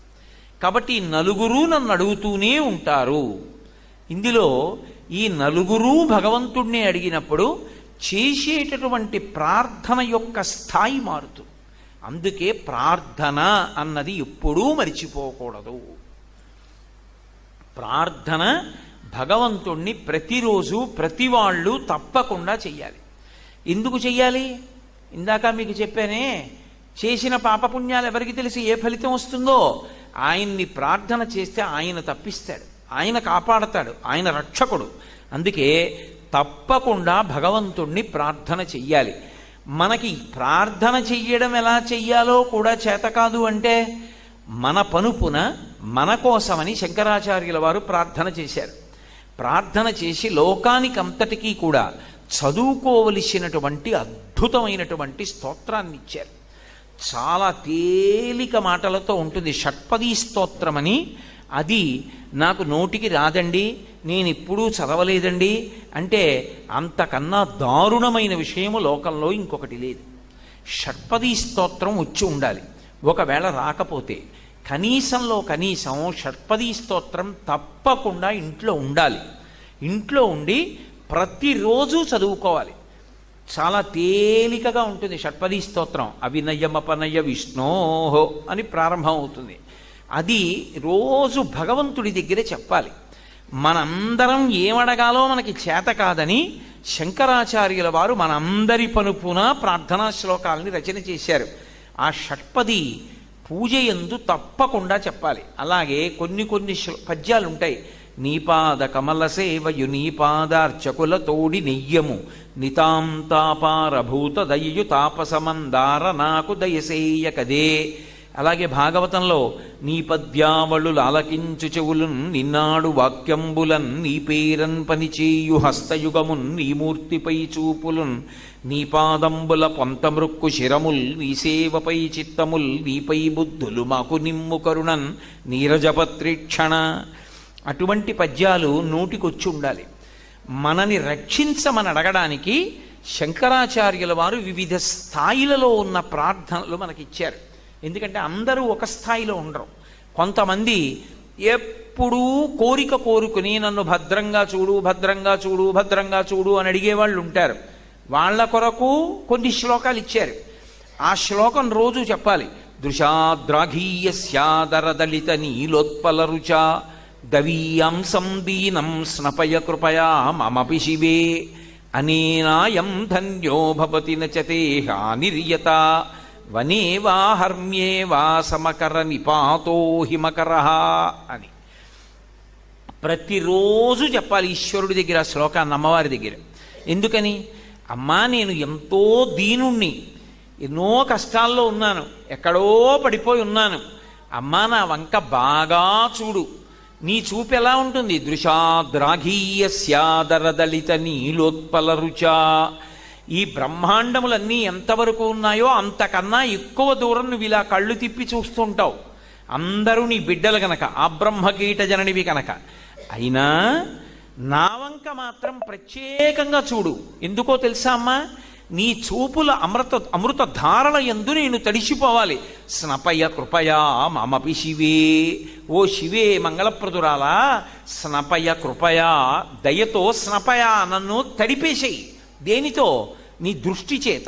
ఎందుకో తెలుసా అమ్మా? అందరి వంక చూసినట్టు చూస్తే సరిపోదమ్మా. నేను దీనుణ్ణి, బాగా వెనకపడిపోయిన వాణ్ణి. అమ్మా నన్ను కాపాడు. త్రికరణ శుద్ధిగా మనకి అడగడం చేత కాదని శంకర భగవత్పాదులు మన పనుపున ఆయన అడిగి చూపించారు. ఒక వయసు దాటిపోయినటువంటి వాళ్ళు ఉంటారు. ఇక వాళ్ళకి పెద్ద సంసారం మీద అనురక్తి, ఇక తాను చెయ్యవలసిన పని అన్నది ఉండదు. యథార్థమునకు తాను చెయ్యవలసినటువంటి పనులన్నీ కూడా కుటుంబపరంగా ఇక పడితే చెప్పలేను కానీ తాపత్రయ పడకుండా ఇక తాను ప్రశాంతంగా ఉండడానికి కావలసిన స్థితి వచ్చింది అని ఎప్పుడు చెప్తారంటే మనవడు పుట్టిన తరువాత. అంటే కొడుక్కి కొడుకు పుట్టేస్తే, కొడుక్కి కొడుకు పుట్టాడు అనుకోండి, తన వంశాంకురాన్ని చూసేశాడు, మనవడు పుట్టేశాడు. ఇప్పుడు ఆ మనవడి సంగతి ఎవరు చూస్తారు? తన కొడుకు చూసుకుంటాడు, తన కొడుకు కోడలు చూసుకుంటుంది. తనేం చెయ్యాలి? ఇక మిగిలిన శేష జీవితం ఏదుందో ఆ జీవితం ఇక భగవత్ సేవలో గడపాలి. కానీ అప్పుడు కూడా ఇంకా భగవత్ సేవలో గడపకుండా ఇంకా ఏదో ధనం మీద ఆపేక్ష, ఇంకా కుటుంబం, ఇంకా మనవలు, ముని మనవలు ఎంతమంది ఉన్నా సరే వీళ్ళందరినీ తానే ఏదో సాకాలని ఇంకా పిచ్చి తాపత్రయం, అర్థం లేని బతుకు, అర్థం లేకుండా తిరుగుతూ ఉండడం, ఇవన్నీ ఉన్నాయనుకోండి, అప్పుడు ఈశ్వరా నన్ను రక్షించమని మళ్ళీ ప్రార్థనతో ఈశ్వరుడికే చెప్పాలి. అసారే సంసారే నిజ భజన దూరే జడధియా భ్రమం తం మామంధం పరమకృపయా పాతుముచితం మదన్య కోదీన తవ కృపణ రక్షాతి నిపుణ తదన్య కోవామే త్రిజగతి శరణ్య పశుపతే అన్నారు శంకరులు. ఎంత అద్భుతమైన శ్లోకం! అసలు నిజానికి అందరికీ శ్లోకాలు రావాలి. అంత కష్టపడి శంకరాచార్యుల వారు ప్రార్థన చేసుకోండ్రా అని శ్లోకాలు ఇస్తే అవి కూడా మాకు రావండి అన్నాడు అనుకోండి, ఇంక ఎవడు రక్షిస్తాడు? మన పనుపున ఆయన వ్రాసి మనకి ఇచ్చి చెప్పండ్రా చాలు దేవుడి దగ్గర అన్నారు. అది కూడా చెప్పడం నాకు రాదండి అంటే, అసారే సంసారే నిజ భజన దూరే జడధియా. అసారమైన సంసారంలో నిన్ను విడిచిపెట్టి తిరుగుతున్నాను. భ్రమం తం మామంధం పరమకృపయా పాతుముచితం. నేను కళ్ళు లేనటువంటి అంధుడు ప్రమాదకరమైన వాటి వైపుకి వెళ్ళిపోయినట్టుగా వెళ్ళిపోతున్నాను. నా ప్రయాణానికి, నా జీవితానికి అర్థం లేదు. ఏమిటో అలా ఎప్పుడూ భోగాలని పట్టుకు తిరుగుతున్నా. కాబట్టి ఈశ్వర మీరేం చేయాలి? పాతుముచితం, నన్ను రక్షించండి. ఎందుకు రక్షించాలి అంటే మీకు పెద్ద అవకాశం వచ్చింది, అందుకు రక్షించాలి. ఏమిటి అవకాశం? మదన్యకోదీన తవ కృపణ రక్షాతి నిపుణ. నీ దగ్గర రక్షించడానికి కావలసిన శక్తి ఉంది. నాకన్నా దీనుడు లోకంలో లేడు, నాకన్నా దీనుడు లోకంలో లేడు, నీకన్నా శక్తివంతుడు లోకంలో లేడు. ఇప్పుడు నీ దగ్గర అంత శక్తి ఉన్నందుకు నీకు గొప్ప అవకాశం వచ్చింది. ఇంత దీనుండి నేనున్నాను కాబట్టి నన్ను ఉద్ధరించు. అప్పుడు నీకు శక్తి ఉంది కాబట్టి నువ్వు వాడడానికి అవకాశం వచ్చింది. నాకు 3 లోకముల యందు నువ్వు తప్ప దిక్కులేదు కాబట్టి నిన్ను మాత్రమే నేను పట్టుకోగలను, నీ పాదములు మాత్రమే నేను పట్టుకోగలను. కాబట్టి త్రిజగతి శరణ్య పశుపతే, 3 లోకములకు నువ్వే దిక్కు. కాబట్టి శంకర మీరు తప్ప నాకెవరు కాపాడేవారు? మీరు కాపాడండి. ఇది భగవంతుణ్ణి జోక్యం చేసుకోమని, భగవంతుణ్ణి రక్షించమని అడగడానికి పరమాద్భుతమైనటువంటి శ్లోకాల్ని శంకర భగవత్పాదులు మనందరి కొరకు ఇచ్చారు. అవి జ్ఞాపకంలో ఉంచుకొని కనీసంలో కనీసం మిగిలినవన్నీ వచ్చాయా రావా పక్కన పెట్టండి. షట్పదీ స్తోత్రం ప్రతి ఇంట్లోనూ ఉండాలి. ప్రతి ఇంటిలోనూ షట్పదీ స్తోత్రం ఉండి ప్రతి ఇంట్లో వాళ్ళు కూడా ప్రతిరోజు షట్పదీ స్తోత్రాన్ని చదువుకోవాలి. బహుశः నా ఉపన్యాసాలు రేపు సాయంకాలం పూర్తయ్యేసరికి షట్పదీ స్తోత్రాన్ని శంకర భగవత్పాదాచార్య స్వామి వారి యొక్క ముద్రతో, ఎందుకంటే లోకంలో ఒక నానుడుంది, ఒక ఆచారం ఉంది, ఒక సంప్రదాయం ఉంది. గురువు లేకపోతే జీవితంలో అంతకన్నా అన్యాయమైన విషయం ఇంకోటి లేదు. గురువు గారు ఉండాలి. ఒకవేళ గురువు లేనివాడు ఉన్నాడు అనుకోండి, శంకరాచార్య స్వామి వారి యొక్క మూర్తిని పెట్టుకుంటే గురువు గారు ఉన్నట్టే. అందుకే నేను అనుకుంటున్నాను, బహుశः రేపటి రోజు సాయంకాలానికి ఇక్కడ నిర్వాహకులు ఒకవైపు శంకరాచార్య స్వామి వారి ముద్రతోటి, ఒకవైపు పార్వతీ పరమేశ్వరులు లేదా లక్ష్మీనారాయణుల ముద్రతోటి మీరందరూ చదువుకోవడానికి అత్యంత ప్రధానమైన ప్రార్థన లోకంలో షట్పదీ స్తోత్రమే కనుక శంకర భగవత్పాదులలా అటువంటి ప్రార్థనా శ్లోకాలు ఇచ్చిన వాళ్ళకి ఎవరూ లేరు. అందుకే ఆ షట్పదీ స్తోత్రాన్ని ముద్రణ చేసి రేపు మీ అందరికీ అందిస్తారు ప్రసాదంగా అని నేను అనుకుంటున్నాను. ప్రార్థన అంత గొప్పది కాబట్టి ప్రతిరోజు ప్రతి క్షణం ఎప్పుడెప్పుడు అవకాశం ఉంటే అప్పుడప్పుడు ప్రార్థనా సంబంధమైన విషయములు భగవంతుడికి నివేదన చేస్తూ ఉండాలి, ఆయనకి విజ్ఞాపన చేస్తూ ఉండాలి. దాని చేత విశేషమైనటువంటి ఈశ్వరుని యొక్క కృప కలుగుతుంది. కళ్ళు మూసుకుని ఆయన ఒక్కసారి తలుచుకుని నోటికొచ్చినటువంటివి చదువుతున్నారనుకోండి, ఆ చదువుతున్నప్పుడు ఆ ప్రార్థన ఆయనకు అందుతుంది. ఆయన సర్వకాలముల యందు కాపాడుతూ ఉంటాడు. కాబట్టి ప్రార్థన అనేటటువంటిది అత్యంత ప్రధానమైన విషయం. మనం మన కోసం ప్రార్థన చేస్తాం. మహాత్ములు ఉంటారు, మహాత్ములైనటువంటి వారు కేవలం తమ కొరకు ప్రార్థన చేసుకోరు. వారు చేసేటటువంటి ప్రార్థన భగవానుడికి అందుతుంది. అంది ఆయన లోకములనన్నిటినీ కూడా అనుగ్రహిస్తాడు. అందుకే వాళ్ళు చేసినటువంటి ప్రార్థనకి భగవంతుడు ఉత్తర క్షణం అనుగ్రహిస్తాడు. కాబట్టే ఆయన ఉన్నాడని, ప్రార్థన చేస్తే అనుగ్రహిస్తాడని మనకి బలవత్తరమైనటువంటి రుజువులు ఏర్పడ్డాయి లోకంలో. వైష్ణవ సంప్రదాయంలో వేదాంత దీశికులు అని ఒక మహానుభావుడు, ఆయన్ని నిగమాంత దీశికులని పిలుస్తారు. నిగమములంటే వేదములే కాదు, ఉపనిషత్తుల్ని కూడా ఆ పేరుతోటే పిలుస్తారు. నిగమాంతములంటే వేదముల యొక్క చివరి భాగములైనటువంటి ఉపనిషత్తులకు సంబంధించినటువంటి దీశికులు. అంటే వారు అంత గొప్పగా చదువుకున్నారు ఉపనిషత్తులు. వారు మహానుభావుడు. అటువంటి వారు మహాపండితులు. వారికి ఎంతటి భక్తి తత్పరులంటే హయగ్రీవుడు నేను మిమ్మల్ని చూస్తున్నట్లు మీరు నన్ను చూస్తున్నట్లు ఆయన హయగ్రీవ దర్శనాన్ని పొందారు. అంతటి మహాత్ముడు. ఆయనకు ఒక బిరుదు ఉండేది, సర్వతంత్ర స్వతంత్ర అని. ఏదో బిరుదు పెట్టుకోవడం కాదు, ఒక్కొక్క బిరుదు పెట్టుకోవాలంటే దానికి నిజంగా అర్హత కలిగిన వాడైతేనే ఆ బిరుదు పెట్టుకోవాలి. సింహతలాటం వేసుకోవడం చాలా తేలిక, కానీ సింహతలాటం వేసుకున్న తర్వాత ఇక జీవితంలో ఇలా చెయ్యి చాపకూడదు. ఇక నేను ఇలా చెయ్యి చాపను అనుకుంటేనే సింహతలాటం వేసుకోవాలి తప్ప సింహతలాటం వేసుకుని చెయ్యి చాపాడనుకోండి, అంతకన్నా అన్యాయమైన విషయం ఇంకోటి లేదు. అలాగే వేదాంత దేశికులు మహాపురుషులు, వారికి సర్వతంత్ర స్వతంత్ర అని పేరు. సర్వతంత్ర స్వతంత్ర అని ఎవరిని పిలుస్తారంటే వాళ్ళకి ఎప్పుడైనా ఏదైనా కావాలి అని వారు అనుకుంటే వారు ఎవరి దగ్గర చెయ్యి చాపి అడగరు. వారు భగవంతుడిని అడుగుతారు, భగవంతుడు వారికి ఇస్తాడు.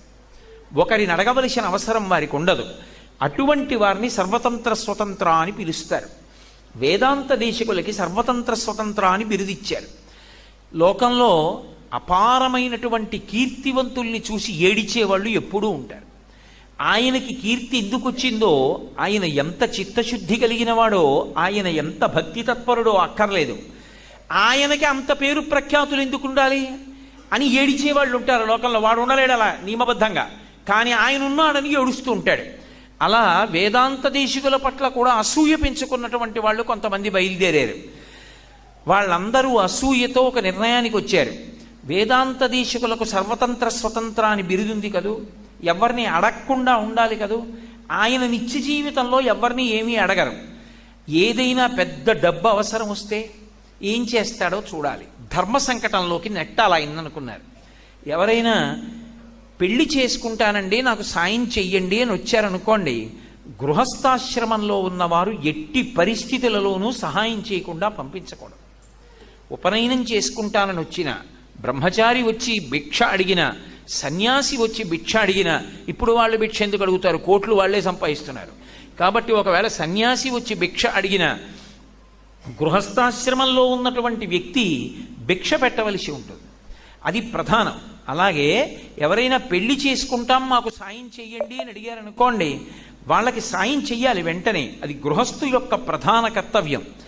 వేదాంత దేశికుల దగ్గరికి ఒక బ్రాహ్మణ పిల్లవాడిని పంపిద్దాం, వాడు పేదవాడు. అయ్యా నేను పెళ్లి చేసుకోవాలి, ఆడపిల్లని కన్నా తల్లిదండ్రులకు నేను కొంత డబ్బు ఇవ్వాలి, ఏదో పూర్వం కన్యాశుల్కం ఉండేది చూశారు, అలా నేను వాళ్ళకి కొంత డబ్బు ఇస్తే వాళ్ళు నాకు పిల్లనిస్తారు, అందుకని నాకు ద్రవ్యం సహాయం చేయండి, కాస్త ఆర్థిక సహాయం చేయండి అని అడగమని పంపిద్దాం. పెళ్లి చేసుకుంటానని అడిగితే ఇవ్వనని అనకూడదుగా, ధర్మం తెలిసినవాడు. ఎక్కడి నుంచి ఇస్తారు వేదాంత దేశికులు? చూద్దాం అనుకున్నారు. అనుకుని ఒక బ్రాహ్మణ పిల్లవాడిని పంపించి, అయ్యా నాకు పెళ్ళవలేదు, బ్రహ్మచారిణి, పెళ్లి కుదిరింది, కానీ వాళ్ళు పిల్లని ఇవ్వాలంటే కొంత డబ్బు ఇమ్మంటున్నారు, మీరు నాకు సహాయం చెయ్యాలని అడిగారు. ఆయన అలాగా కూర్చో అన్నారు. కూర్చోమ్మని వెంటనే ఆయన లక్ష్మీదేవి మందిరం, పూజామందిరంలో లక్ష్మీదేవి దగ్గర నిలబడి ఆయన శ్రీస్తుతి అంటారు, శ్రీస్తుతి చేశారు, అమ్మవారిని స్తోత్రం చేశారు. స్తోత్రం చేయగానే లక్ష్మీదేవి ప్రత్యక్షమైంది. ఆ పిల్లవాడి పెళ్లికి ఎంత కావాలో లక్ష్మీదేవి అంతా డబ్బు ఇచ్చేసింది. ఆయన సర్వత్ర స్వతంత్ర ఏమిటి అని నోళ్లు నొక్కుకున్న వాళ్ళ నోళ్లు మూతలు పడిపోయి, ఆయన అమ్మవారిని ప్రార్థన చేశారు, ఇచ్చేసిందంటే. కాబట్టి మహాత్ముల ప్రార్థనలు వాళ్ళ కొరకు కావు, లోకము కొరకు చేస్తారు వాళ్ళు తప్ప. వాళ్ళు కేవలంగా ఏదో తన కొరకు చేసుకోవడం అనేటటువంటిది ఎప్పుడూ ఉండదు. నేను మీతో ఒక ఉదాహరణ చెప్పాలి అంటే, శంకర భగవత్పాదులు బ్రహ్మచారిగా ఉండగా, ఇంకా అప్పటికి సన్యాసం తీసుకోలేదు, సన్యాసం తీసుకోకముందు శంకరాచార్యుల వారు బ్రహ్మచారిగా భిక్షాటనకి వెళ్ళారు. ఒక పేద బ్రాహ్మణి ఇంటి ముందుకు వెళ్ళారు. అది ఎప్పుడు వెళ్ళారు? ద్వాదశి తిథి నాడు వెళ్ళారు. వెళ్ళి నించున్నారు. ఇవాళ ద్వాదశి తిథి పారణ తిథి. పారణ అంటే ఏకాదశి నాడు ఉపవాసం చేసి ద్వాదశి నాడు ఉపవాసాన్ని విరమణ చేసేయాలి సూర్యోదయానికి. విరమణ చేసేటప్పుడు ఒక నియమం ఉంటుంది, అన్నం తినడం కాదు, ఉసిరికాయ తినాలి. ద్వాదశి నాడు తప్పకుండా ఉసిరికాయ తినాలి, ద్వాదశి నాడు ఉసిరికాయ తినకుండా ఉండకూడదు అని. కాబట్టి ఆ బ్రాహ్మణుడు పాపం ఏమీ లేదు ఆయన దగ్గర, ఓ ఉసిరికాయ ఒకటి తెచ్చి ఇంట్లో పెట్టాడు. అది ఎప్పుడు పెట్టాడు? ఇప్పుడో 10 రోజుల క్రితం దొరికిన ఉసిరికాయ, మళ్ళీ ఆయనకి దొరుకుతుందని నమ్మకం ఏముంది? ద్వాదశి నాడు ఉసిరికాయ ఉంటే కనీసం పారణ చేసేయచ్చు, ఏమీ తినకుండా ఉండకూడదు, అందుకని ఉసిరికాయ తెచ్చి గూట్లో పెట్టాడు. పాపం ఆ పేద బ్రాహ్మణి నించునుంది. శంకరాచార్యుల వారు చిన్న పిల్లవాడు, మహాతేజోమూర్తి, పరమశివుడు కైలాసం నుంచి శంకరాచార్యుల వారిగా దిగొచ్చాడు. అక్కడ ఎదురుగుండా నిలబడి బ్రహ్మచారి భవతి భిక్షాం దేహి అన్నారు. ఆ బ్రాహ్మణి బయటికి వెళ్ళి చూసింది, అబ్బా ఎంత తేజోమూర్తి, ఇటువంటి బ్రహ్మచారి, ఇటువంటి పిల్లవాడికి ఏదైనా పెట్టాలి, ఏముంది ఇంట్లో? ఏమీ లేదు ఇవ్వడానికి, కటిక దరిద్రంతో ఉంది. ఆవిడ పాపం చాలా బాధపడిపోయింది. శంకరాచార్యుల వారు చూశారు, ఆయన హృదయం ద్రవించిపోయింది. అది మహాత్ముల యొక్క స్థితి. వాళ్ళు వాళ్ళ కోసం అడగరు, లోకం కోసం అడుగుతారు. వెంటనే ఆయన కనకధారాస్తవం చేశారు. అందులో వందే వందారు మందారమిందిరానంద కందళం అమందానంద సందోహ బంధురం సింధురాననం అంగం హరే పులకభూషణమాశ్రయంతి భృంగం గణేవ ముకుళాభరణంతమాలం అంగీకృతాఖిల విభూతిరపాంగలీలా మాంగల్యదాస్తు మమ మంగళదేవతాయాః ముగ్ధా ముహుర్విదధతి వదనే మురారేః ప్రేమత్రపాప్రనిహితాని గతాగతాని మాలాదృశోర్మధుకరీవ మహోత్పలేయా సామే శ్రియం దిశతు సాగర సంభవాయాః. అసలు బాలశంకరులు అంత చిన్నవారు ఇంత ప్రౌఢమైన శ్లోకాలు ఎలా చెప్పారా అనిపిస్తుంది. పరమాద్భుతం అసలు ఆయన భావనలు. ముగ్ధా ముహుర్విదధతి వదనే మురారేః అని ప్రేమత్రపా ప్రణిహితాని గత ఆగతాని అంటారు. ముగ్ధ అంటే ఎవరు? అప్పుడే పెళ్ళయింది, ఇంకా పెద్ద ఆ భర్తతోటి స్వాతంత్ర్యం లేదు. ఏదో పెళ్ళయ్యో 25 ఏళ్ళు అయిపోయింది అనుకోండి, ఎంతమంది మధ్యలో ఉన్నా ఏమండోయ్ అని వచ్చి భుజం మీద తట్టి మాట్లాడి పెడుతుంది ఆవిడ. ఆవిడ వెడుతుంది, ఎవరు తప్పు కూడా పట్టుకోరు. పెద్దవాళ్ళు దంపతులు ఇద్దరు పార్వతీ పరమేశ్వరుల్లా, ఆవిడ పార్వతీదేవిలా కనపడిందని ఓ నమస్కారం పెడతారు. అదే కొత్తగా పెళ్ళైన పిల్ల అనుకోండి, ఆమె అంత తొందరగా భర్త దగ్గరికి రాదు, పైగా చుట్టూ జనం ఉన్నారు. అక్కడ లక్ష్మీదేవి కూర్చుంది, ఇక్కడ విష్ణు భగవానుడు కూర్చున్నారు. కానీ తన భర్తని చూసుకోవాలని ఆవిడికి సంతోషం. ఎందుకని ఆయన అంతటి సుందరాకారుడు, ఓసారి ఆయన్ని చూడాలని కోరిక. కానీ ఆవిడికి చూడ్డానికి కొంచెం సిగ్గు. ఎందుకని? ఇందిరానంద కందళం అమందానంద సందోహ బంధురం సింధురాననం అంగం హరే పులకభూషణమాశ్రయంతి భృంగం గణేవ ముకుళాభరణంతమాలం అంగీకృతాఖిల విభూతిరపాంగలీలా మాంగళ్యదాస్తు మమ మంగళదేవతాయాః ముగ్ధా ముహుర్విదధతి వదనే మురారేః ప్రేమత్రపాప్రణిహితాని గతాగతాని మాలాదృశోర్మధుకరీవ మహోత్పలేయా సామే శ్రియం దిశతు సాగర సంభవాయాః. అసలు బాలశంకరులు అంత చిన్నవారు ఇంత ప్రౌఢమైన శ్లోకాలు ఎలా చెప్పారా అనిపిస్తుంది. పరమాద్భుతం అసలు ఆయన భావనలు. ముగ్ధా ముహుర్విదధతి వదనే మురారేః అని ప్రేమత్రపా ప్రణిహితాని గత ఆగతాని అంటారు. ముగ్ధ అంటే ఎవరు? అప్పుడే పెళ్ళయింది, ఇంకా పెద్ద ఆ భర్తతోటి స్వాతంత్ర్యం లేదు. ఏదో పెళ్ళయ్యో 25 ఏళ్ళు అయిపోయింది అనుకోండి, ఎంతమంది మధ్యలో ఉన్నా ఏమండోయ్ అని వచ్చి భుజం మీద తట్టి మాట్లాడి వెడుతుంది ఆవిడ వెడుతుంది, ఎవరు తప్పు కూడా పట్టుకోరు. పెద్దవాళ్ళు దంపతులు ఇద్దరు పార్వతీ పరమేశ్వరుల్లా, ఆవిడ పార్వతీదేవిలా కనపడిందని ఓ నమస్కారం పెడతారు. అదే కొత్తగా పెళ్ళైన పిల్ల అనుకోండి, ఆమె అంత తొందరగా భర్త దగ్గరికి రాదు, పైగా చుట్టూ జనం ఉన్నారు. అక్కడ లక్ష్మీదేవి కూర్చుంది, ఇక్కడ విష్ణు భగవానుడు కూర్చున్నారు. కానీ తన భర్తని చూసుకోవాలని ఆవిడికి సంతోషం. ఎందుకని ఆయన అంతటి సుందరాకారుడు, ఓసారి ఆయన్ని చూడాలని కోరిక. కానీ ఆవిడికి చూడ్డానికి కొంచెం సిగ్గు. ఎందుకని అంటే 2 కారణాలు. ఒకటి, తాను ఆయన్ని చూస్తోందని మిగిలిన వాళ్ళు చూస్తారేమో. 2, తాను ఆయన్ని చూస్తున్నప్పుడు ఆయన తనని చూసి ఆమె తననే చూస్తోందని ఆయన చూసేస్తే ఈ భయం లోపలుంటే ముగ్ధ అంటారు. కానీ చూడకుండా ఉండగలదా? చూడకుండా ఉండలేదు, చూస్తూ ఉంటుంది. అది గత ఆగత అని దొంగ చూపు. ఇలా ఏదో పనున్నట్టు ఏదో అలా చూసి ఒకసారి వంక చూసి ఇలా కళ్ళు తిప్పేసుకుంటుంది. ఈవిడ దొంగ చూపు చూసి ఇలా చూసినప్పుడే ఆయన అలా చూడాలనుకోడేమిటి మరి. అందుకని ఆయన ఇలా చూశాడు. ఇప్పుడు ఆవిడ అమ్మమ్మమ్మమ్మ నేను ఆయన్ని చూస్తున్నానన్న విషయం ఆయన చూసేశాడు. ఆవిడ బొగ్గలు ఎర్రబడిపోయి, అమ్మా ముగ్ధా ముహుర్విదధతి వదనే మురారేః ప్రేమత్రపాప్రణిహితాని గతాగతాని మాలాదృశోర్మధుకరీవ మహోత్పలేయా సామే శ్రియం దిశతు సాగర సంభవాయాః. అటువంటి తల్లి మాకు శ్రియం ఐశ్వర్యాన్ని. ఎలా ఉన్నాయి నీ చూపులు? మధుకరీవ మహోత్పలేయా. నీ చూపులు వచ్చి వెడుతుంటే ఒక పెద్ద దండ కట్టి ఆయన మెడలో వేసినట్టున్నాయి. అటువంటి తల్లి నువ్వు అనుగ్రహించు, ఈ బ్రాహ్మణికి ఐశ్వర్యమే, నాకు కాదు ఆవిడికి అమ్మా అన్నారు. లక్ష్మీదేవి శంకర భగవత్పాదులకు కనపడింది. భగవంతుడు లేడనకు, పెద్దలు దర్శనం చేశారు, ఇంతకన్నా ప్రబల సాక్ష్యాలు ఎక్కడుంటాయి?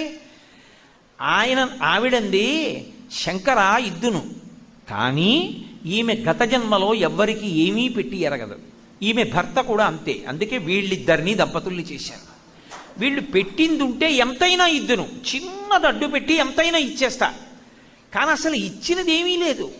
ఇచ్చినదేమీ లేనప్పుడు, వాళ్ళు చేసుకున్న పుణ్యం లేనప్పుడు నేను అనుగ్రహించడం కుదరదు, కాబట్టి నేను ఇవ్వలేను అంది. అంటే శంకరులు స్తోత్రంలో కొన్ని శ్లోకాలు వేశారు, అసలు పరమాద్భుతం. ఆయన అన్నారు, అమ్మా ఏమీ చేయలేదంటావేం బ్రాహ్మణి, ఆవిడ ఒక గొప్ప పని చేసిందమ్మా. ద్రవిణాంబుధారా అస్మిన్న కించన విహంగ శిశవిషణ్ణే దుష్కర్మ ఘర్మమపనీయ చిరాయ దూరం నారాయణ ప్రణయినీ నయనాంబువాహ ఇష్టా విశిష్టమతయోపి మయా దయార్ద్ర అని. అమ్మ నీ యొక్క కంటి చూపు చేత ఈవిడ గతంలో చేసినటువంటి పాపాన్ని పోగొట్టే. ఎందుకు ఈవిడికి నువ్వు డబ్బు ఇవ్వాలో తెలుసా అమ్మా? నువ్వెవరు? లోకమాతవి, కాబట్టి నీకు దయ ఉంటుంది. ఈవిడెవరు? ఈవిడ కూడా ఒక అమ్మ. ఈవిడేం చేసింది?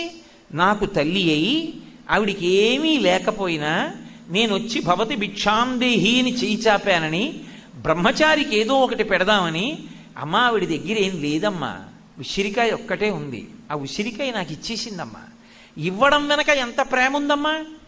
లేనిది దాచుకోవాలి, కానీ లేనిది దాచుకోవడం మానేసి నాకు పెట్టేసింది. అమ్మా ఆ ప్రేమ చాలదా? ప్రేమన్న తల్లికి ప్రేమ విలువ తెలియదా? ఎందుకు ఇవ్వవమ్మా? ఒకవేళ ఆవిడ చేసిన పాపాలు ఉన్నాయంటావా?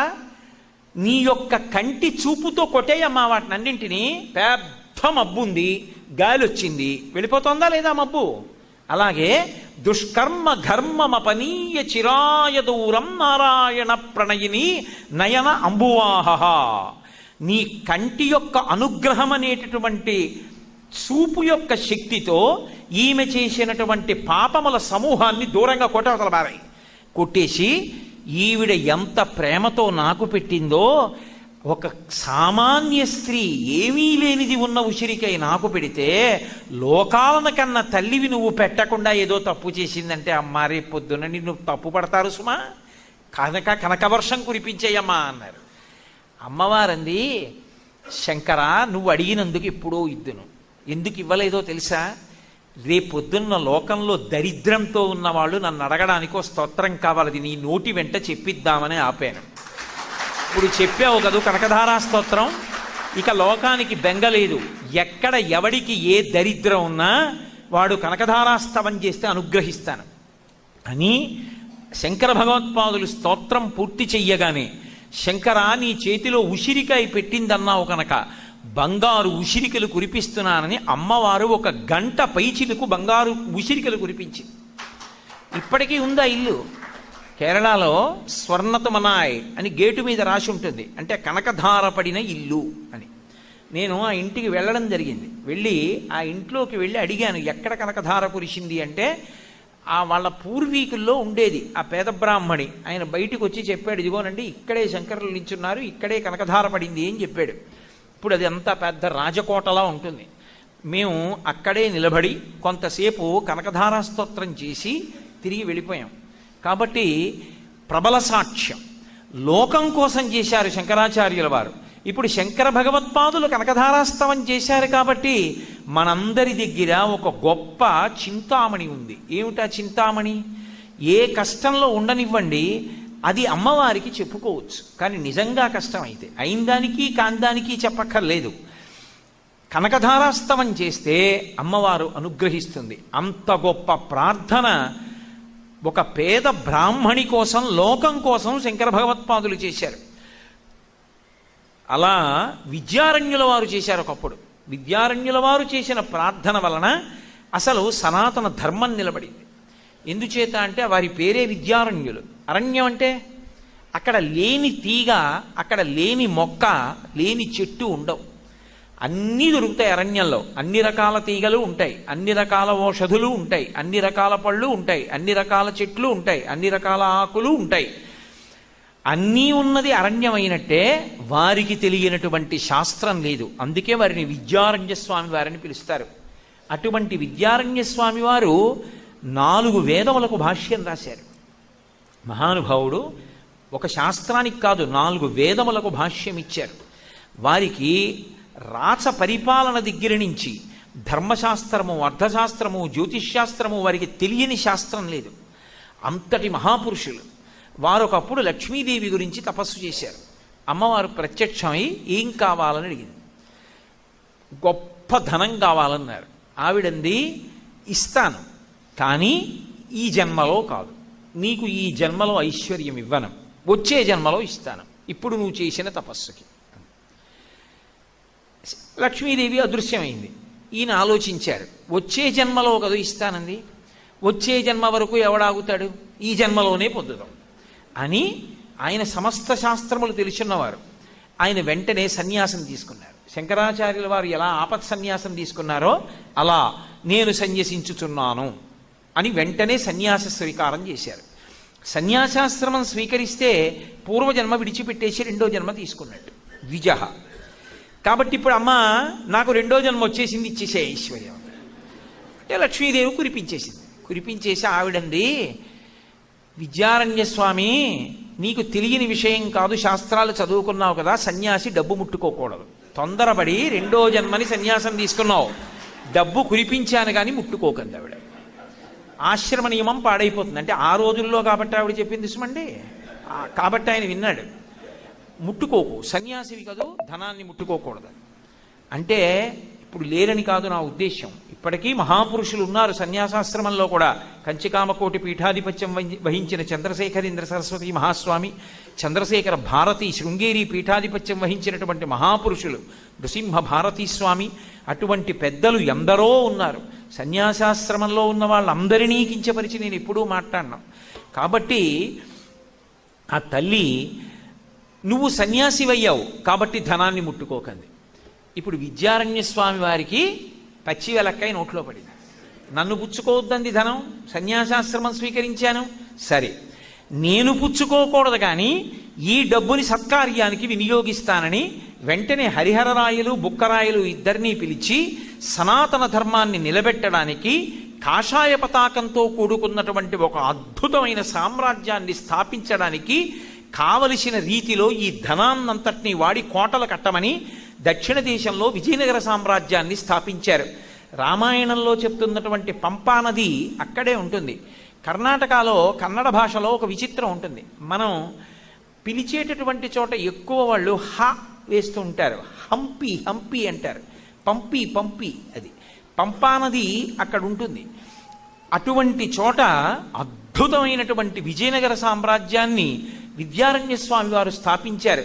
హరిహరరాయలు బుక్కరాయలు అనబడేటటువంటి ఇద్దరు సోదరుల చేత ఆ సామ్రాజ్యాన్ని అంతటినీ కూడా స్థాపింపచేశారు.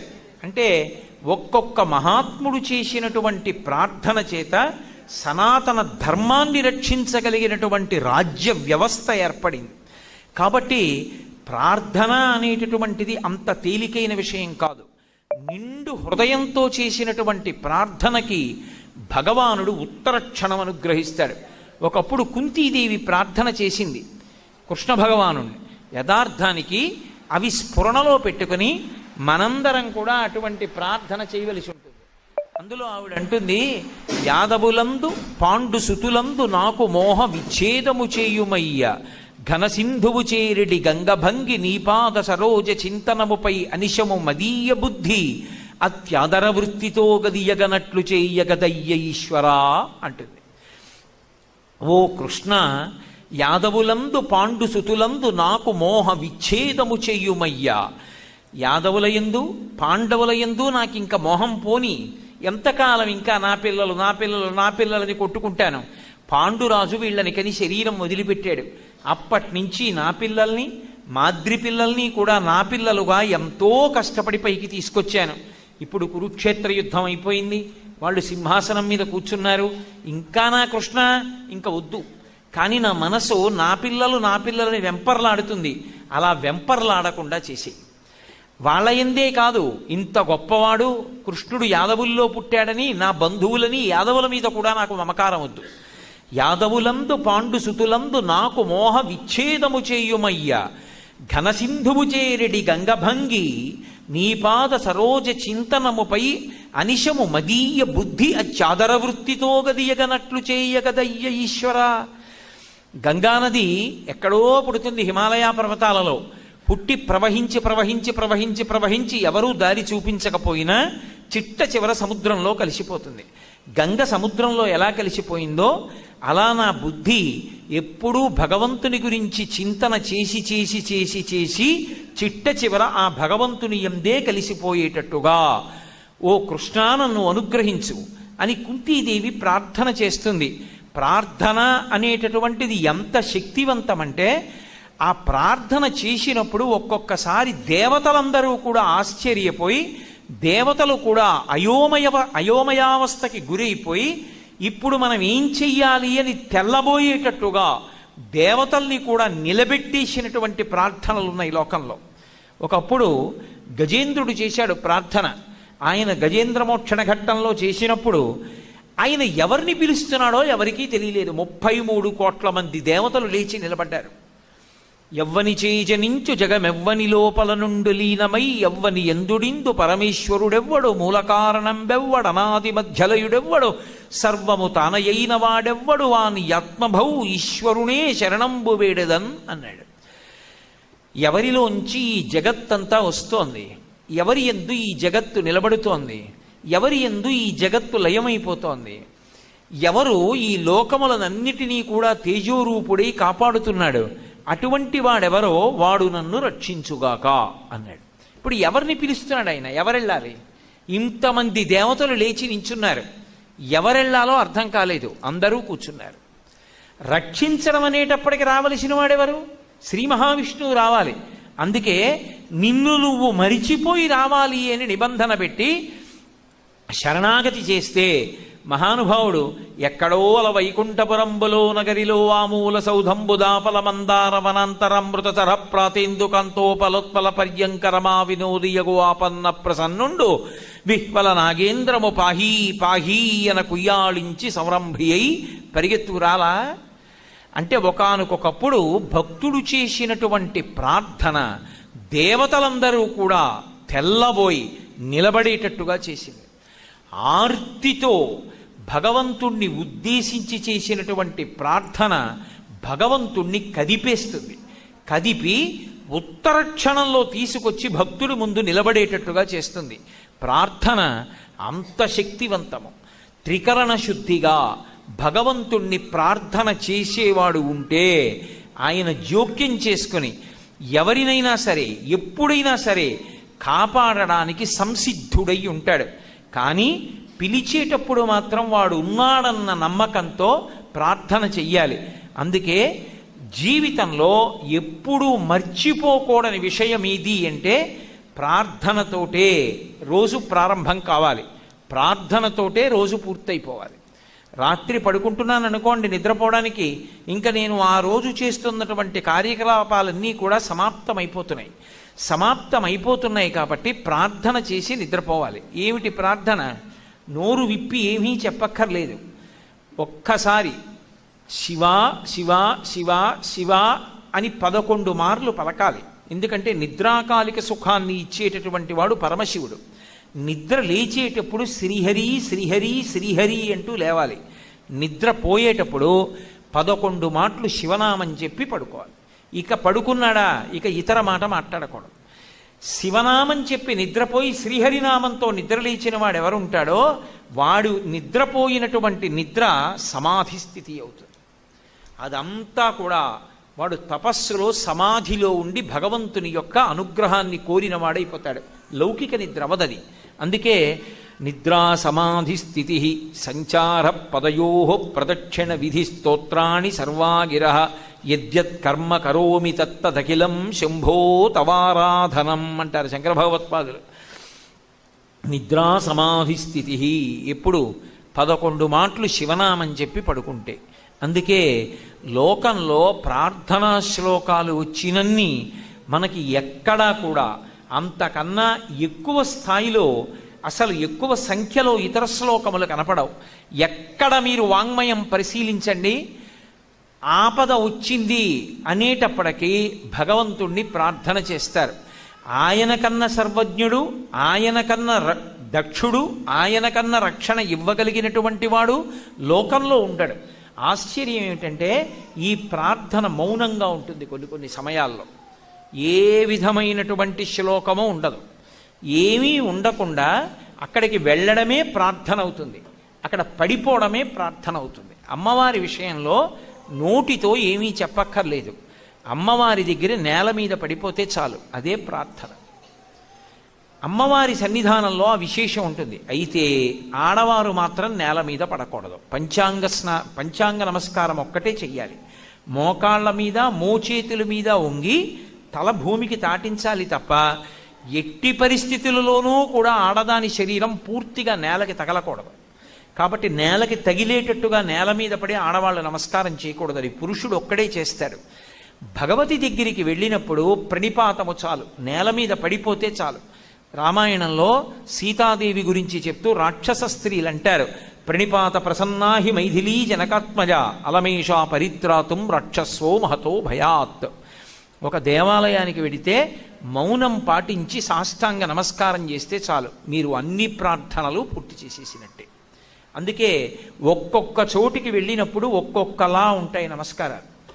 ఒక పీఠాధిపతి దగ్గరికి వెళ్ళారనుకోండి, పీఠాధిపతి అంటే నా ఉద్దేశంలో శంకరాచార్య స్వామి వారి వంటి మహాపురుషులు పెట్టినటువంటి పీఠాలు, అటువంటి పీఠాధిపతుల దగ్గరికి వెళ్ళి నమస్కారం చేశారనుకోండి, చేసినప్పుడు 4 మార్లు చెయ్యాలి.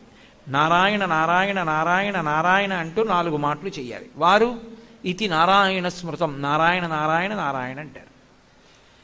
ఎందుకని? వారు జాగ్రత్త, స్వప్న, సుషుప్తి అనబడేటటువంటి 3 అవస్థలు దాటి తురీయమనందుంటారు. అందుకని వారికి 4 నమస్కారాలు. భగవంతుడి దగ్గరికి వెళ్ళామనుకోండి, 3 పర్యాయాలు నమస్కారం చేయాలి. 3 అంటే 3 సత్యమునకు సంకేతం.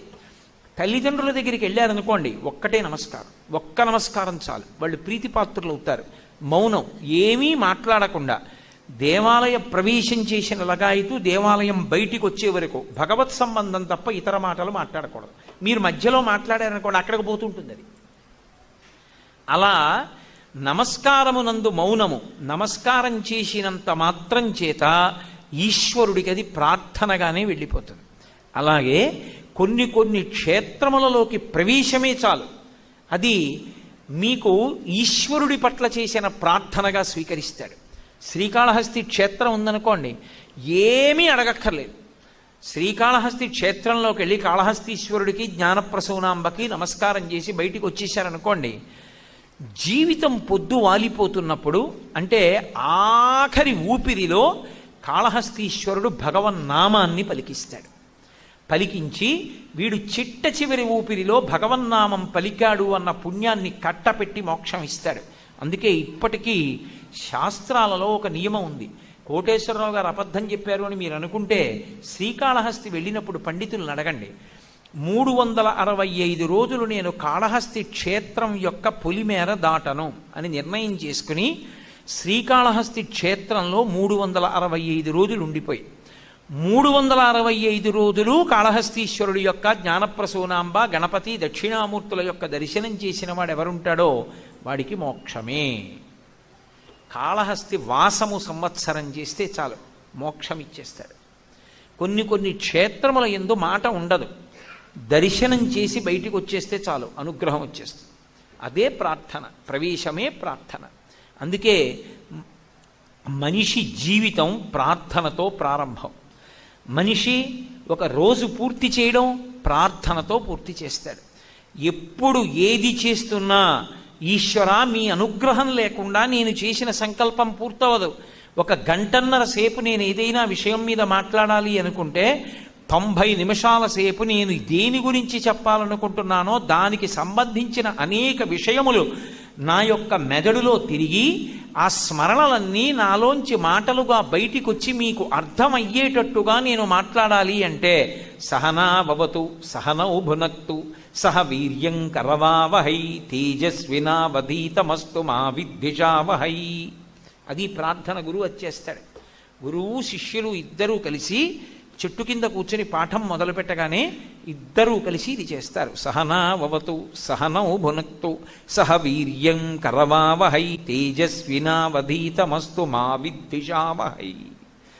మాకు అభిప్రాయ భేదములు కలగకుండుగాక, నేను ఏది చెప్తున్నానో అది వాళ్ళకు అర్థమగుగాక, వారియందు నాయందు కూడా తృప్తి కలుగుగాక, ఈశ్వరా మీ తేజస్సు చేత మేము రక్షింపబడెదముగాక. గురువు పాఠం మొదలుపెట్టే ముందు శిష్యులు వినేటప్పుడు కూడా ఇద్దరూ కలిసి ప్రార్థన చేస్తారు. ఒక ఉపన్యాసం మొదలు పెడితే ప్రార్థనతో ప్రారంభం, ఒక నాట్యం మొదలు పెడితే ప్రార్థనతో ప్రారంభం, ఒక సంగీత కార్యక్రమం మొదలు పెడితే ప్రార్థనతో ప్రారంభం, ఒక పూజ మొదలు పెడితే ప్రార్థనతో ప్రారంభం, మంగళాశాసనంతో సమాప్తం, మంగళహారతితో పూర్తి చేసేస్తాం.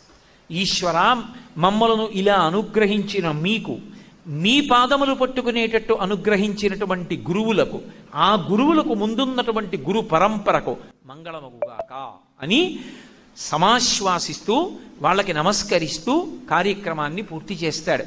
కాబట్టి ప్రార్థన అన్నది జీవితంలో అంత ముఖ్యమైనది. షట్పది స్తోత్రం ప్రతివారు రోజు చదవాలి. కాబట్టి ఇవాళ మీకు అసలు జీవితంలో ప్రార్థన అన్నది ఎందుకు చెయ్యాలి, అది చేస్తే మనకి తెలియకుండా గత జన్మలలో చేసినటువంటి దురితము వలన వచ్చేటటువంటి ఫలితాన్ని పొంది తట్టుకోలేమన్న బెంగ ఉంటుంది. కాబట్టి అంత కష్టం రాకుండా తట్టుకోవాలి అంటే అప్పుడు కేవలముగా ప్రార్థన ఒక్కటే మార్గము. అదే ఒక స్థాయికి వెళ్ళిపోతారు. బాగా పైకి వెళ్ళిపోయిన వాళ్ళు ఉంటారు, వాళ్ళు మాకు కష్టం వద్దని అడగరు, వాళ్ళు మాకు సుఖం ఇమ్మని అడగరు. వాళ్ళు ఏమంటారంటే, ఈశ్వర కష్టం రాని సుఖం రాని నాకు బెంగలేదు, కష్టం వచ్చినా సుఖం వచ్చినా నీ పాదాలు వదలకుండా ఉంటే చాలు, అది ఒక్కటే ఈ చాలంటారు. అది చాలా పై స్థాయిలో ఉంటుంది.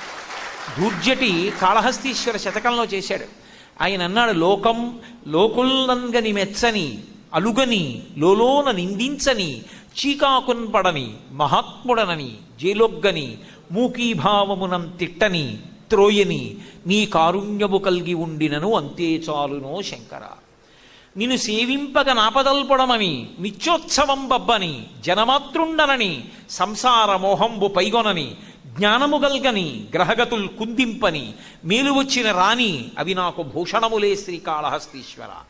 ప్రతిరోజు ఉత్సవమే, అంతలా నన్ను పొగడని, పనికిమాలిన వాడని నన్ను తిట్టని, గ్రహగతులు నన్ను నొక్కిని, 10 మంది నన్ను చూసి తిట్టని నవ్వని చీకాకుపడని 1000 మంది నాకు పూలదండలేమి, నన్ను చూసి 2 చేతులెత్తి నమస్కారాలు పెట్టని ఈశ్వర, ఇవన్నీ నాకు నీ అనుగ్రహం చేత కలిగిన భూషణములు తప్ప నాకు పొంగు లేదు కుంగు లేదు.